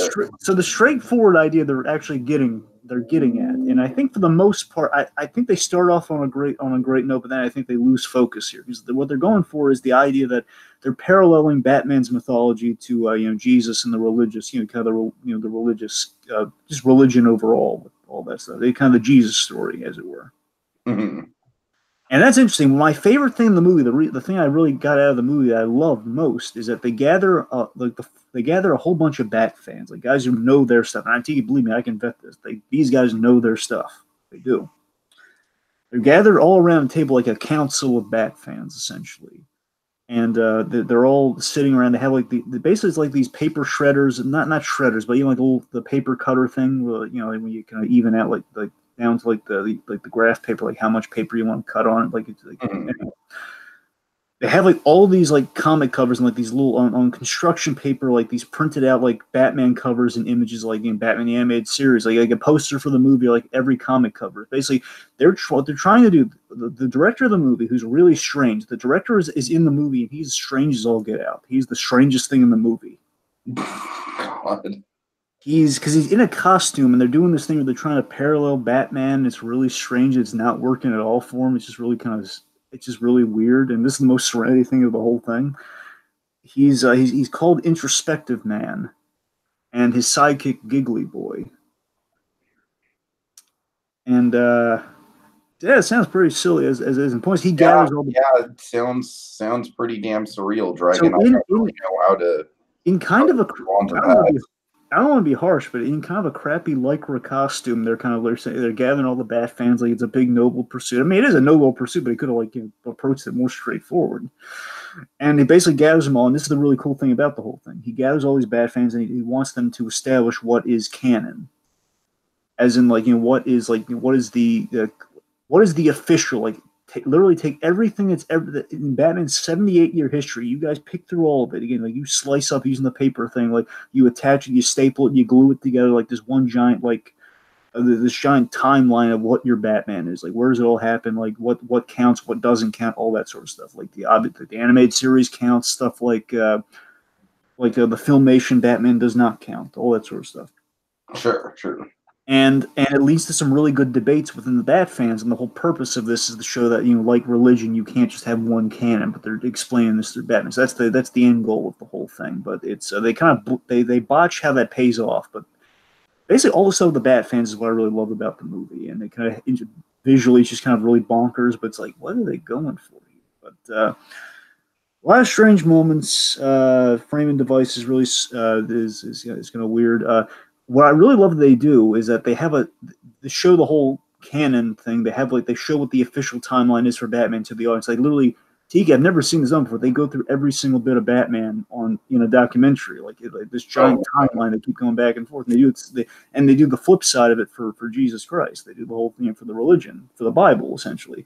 And they're as the Bat Bible, essentially a Bat Bible is trying to be created here with the Bat fans around, but on this table. And anyway, so the director's just is off his rocker. I don't know what he was thinking with this movie, but again, I get what he's going for. I respect what he's going for. I just wish he was a little bit more straightforward about it. But it was the strangest thing I watched for Batman's 80th anniversary, to say the least. All right, and that'll do it, Dragon. The only thing left to do is quickly go over some of the April releases to tease them up. Of course, you and I have already seen Shazam. We'll be doing a spoiler cast on that soon. Pet Cemetery, I'm looking forward to seeing that, although I'm a little bit worried because they didn't screen it for critics until last night. So, we'll see how that goes. That's usually a bad sign, but Lithgow, man, can't go wrong with Lithgow. What do you think of The Best of Enemies, Dragon? You gonna see that? Yeah, remind me what that one's about, because here's the thing. I know there's Sam Rockwell versus versus Taraji P. Henson, and it's kind of about segregation in schools in the 1960s. Sam Rockwell is the head of the KKK. Might have to wait on that, but it sounds, and you telling me it right now, it sounds a little interesting. Mm-hmm. Hellboy, which honestly, Dragon, my interest in this movie lives and dies based on the reviews. If the reviews are mediocre, I'm really going to see no reason to see this movie at all. If reviews are saying that it's a good time, it exceeds expectations, then I'll give it a chance. I'm going to see it, but not opening day. And I have the week of. I'm probably going to see it the following week if I can. So. Let's see. Missing Link, which is of course the new Leica film. I'm going to be there for that. I'd like to see it, but I can't make any promise. Eventually, I will see it. It's just a question of when. But I don't know if I'm going to be able to see it within the month of. I'd like to if I can. Yeah. Then let's see. A couple movies that I haven't heard of before. Let's see. We have a 20th Century Fox film called Breakthrough. I guess it's a Christian drama, so I'll probably be avoiding that because I lost my money already. Well, Brad Jones tends to like to go see Christian films, but as far as Christian films are for me, I'm kind of like in the Dog's Way Home kind of territory of like, it's simply not my kind of movie. It's not made for me. I really have no right to judge it either way, really.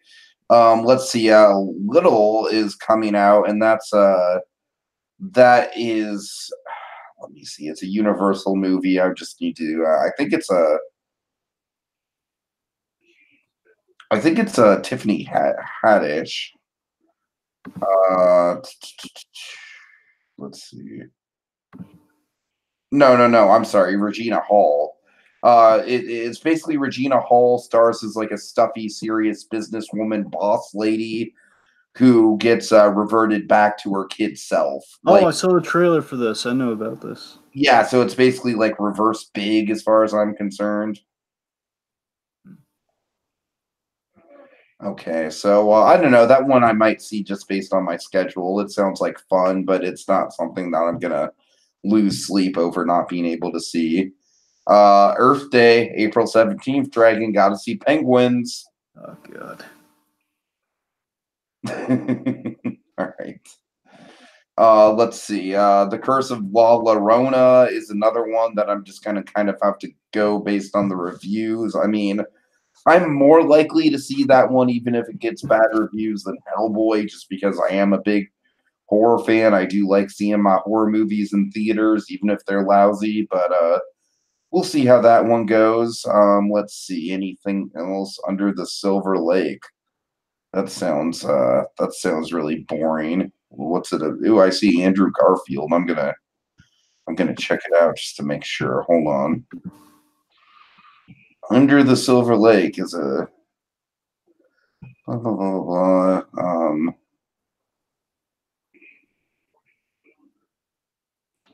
Cast. Yeah, Andrew Garfield. Well, this movie has my interest based on the fact that it's an Andrew Garfield movie, but we'll see. We'll see what happens. We'll see how good it actually is. And then there's a little tiny movie called After. I'm not even gonna bother looking up what that is because the next movie on the list, Dragon, of course, is Endgame. Yeah. Yeah, the one that everyone was just kind of like waiting for us to get to. Still have bruises from Endgame. Right, right. So, oh man, and then after that, man, we've got a pretty packed May. We've got Well, wait. There's one more for April. There's Justice League versus the Fatal Five. well, that's not in theaters, so that's why it's not on my list. But Well, yay. still, I just wanted to mention it. You know. But check this out, man. In May, we've got the let's see, we've got Pokemon Detective Pikachu. We have John Wick Chapter 3. Uh We huh. have A Dog's Journey, Dragon. A Dog's Journey. If I see one more dog movie, I'm just kidding. Of course, Aladdin. Brightburn, which I've been hearing really Yeah, interesting. that looks really good. I'm tempted. Yeah. I'm not really a horror movie guy, but I might see that. Yeah. Godzilla King of the Monsters, of course, Rocket Man. Yeah. Oh my goodness. Yeah, it's in May. Yeah, that's the end of May, May 31st. All right. So May's going to be a big month for us, but Then I hear that extremely. Oh, I'm sorry. Go on. April should be good as well, just because of Endgame. But Endgame is probably going to overshadow pretty much everything else in April, most likely. All right, Dragon, and with that, I think that. Whoa, there's one more because there's also this is a recent development. They revealed that I don't know if it's purely because of all the quote unquote controversy because there's not really any real controversy, but I don't know. Basically, the Zac Efron movie, the Ted Bundy movie, the extremely wicked, vile, and Yes. that one, it's getting a Netflix release because that kind of sucks. I mean, I'll still see it, but I would have liked to have seen that one in theaters. from what I understand, I believe they're releasing it in May, so I think like early May that's coming out on Netflix now because of basically because of the whole. Well, Ted Bundy's too charming. He's too. Oh, that's the point. Boo, That's the point. He's a serial killer. That's the danger. He killed women, and if we like him, that's terrifying. We can go down a rabbit hole of controversy here, so let's anyway dip our toe out of those waters. Okay, we're out of the waters. Okay, all right, muddy waters. Thanks for joining us. I think this was a brisk movie memoirs. I think we went under 3 hours, which usually doesn't happen with these things. So it's been good. Any final thoughts about the month of March? Again, March, I think it bared more fruit in just kind of the stuff we happened to watch in March, but in terms of the stuff that came out in March, it was just kind of middle of the road. It's like things that were either okay or just like, eh. Oh, really quick, best and worst. Oh yes! Oh my goodness! Yeah, we almost forgot that. Okay, so for the stuff that came out in March, I guess Give me 1 second. I just want to make sure. I was going to look over my list for stuff that came out in March. Well, I guess that's the best that came out in March. I've got to be honest. Highwayman is really good. Nice. I mean, I want to say it's Highway. If I'm just going by honestly, what's just really good? Because instinctually, I'd like to say Captain Marvel. And in my heart of hearts, though, it's got to be Highwayman. That was really good. All right, best, even though I didn't love it as much as I thought I would, it's still a very ambitious effort, very much cements Jordan Peele as an auteur, and I can't wait to see what he does next. So for that reason, I've got to go with Us as the best of March 2019. Worst, I mean, come on, it's got to be Wonder Park. Wonder Park is a freaking dumpster fire. I guess worse for me in terms of what came out. Well, I mean, I was most disappointed by Legend of Cocaine Island, so I guess that's the worst for me for the stuff I. Yeah. Fair enough. Okay, in terms of what you caught up on. Oh, best and worst of what I caught up on. Okay. Yeah, sure. Okay, let me see. Best probably.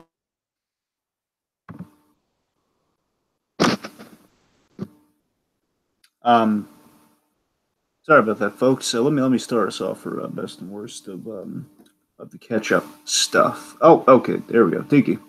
Yeah. Okay. Sorry, my bad. Okay. Let's see. In terms of what I caught up on, definitely the worst would be a Dog's Way Home or Replicants. They were both just boring and not my type of movie at all, and kind of like the bad type of bad movie. Best is definitely, I would say Alita. Definitely Alita. But I would give an honorable mention to Spring Breakers, honestly, because I feel like Spring Breakers kind of fulfilled the potential that I saw in The Beach Bum. Where The Beach Bum, I was like, this is a really interesting movie with an interesting style. It just doesn't really have any cohesion to it. And Spring Breakers kind of brought that cohesion.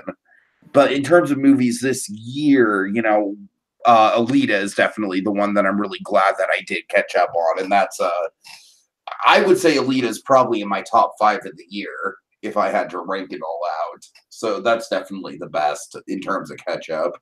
And the worst in terms of catch up. And by the way, image. We gotta get the image up. Oh shoot! Yeah, you're right. We do because it'll. Yeah. Okay. Let me start off with my best, and then we'll just get back to the worst. No, I got it. The worst of the worst, like I said, was either A Dog's Way Home or Replicas. I really can't decide. Both of them were very bad.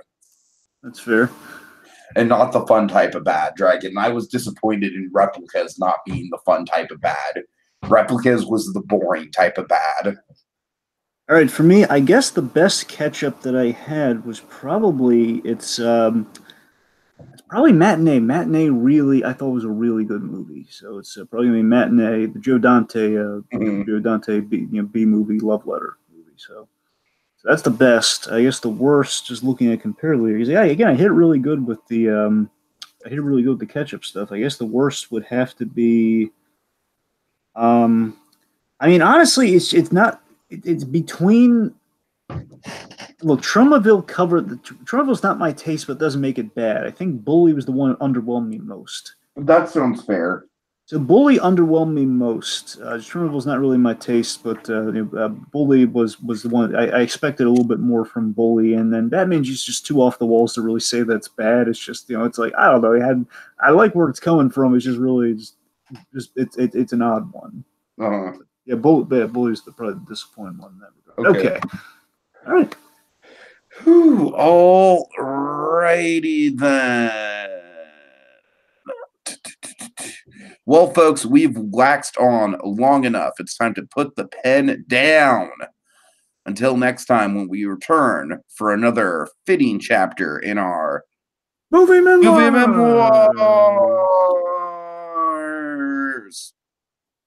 Fuck Peanut.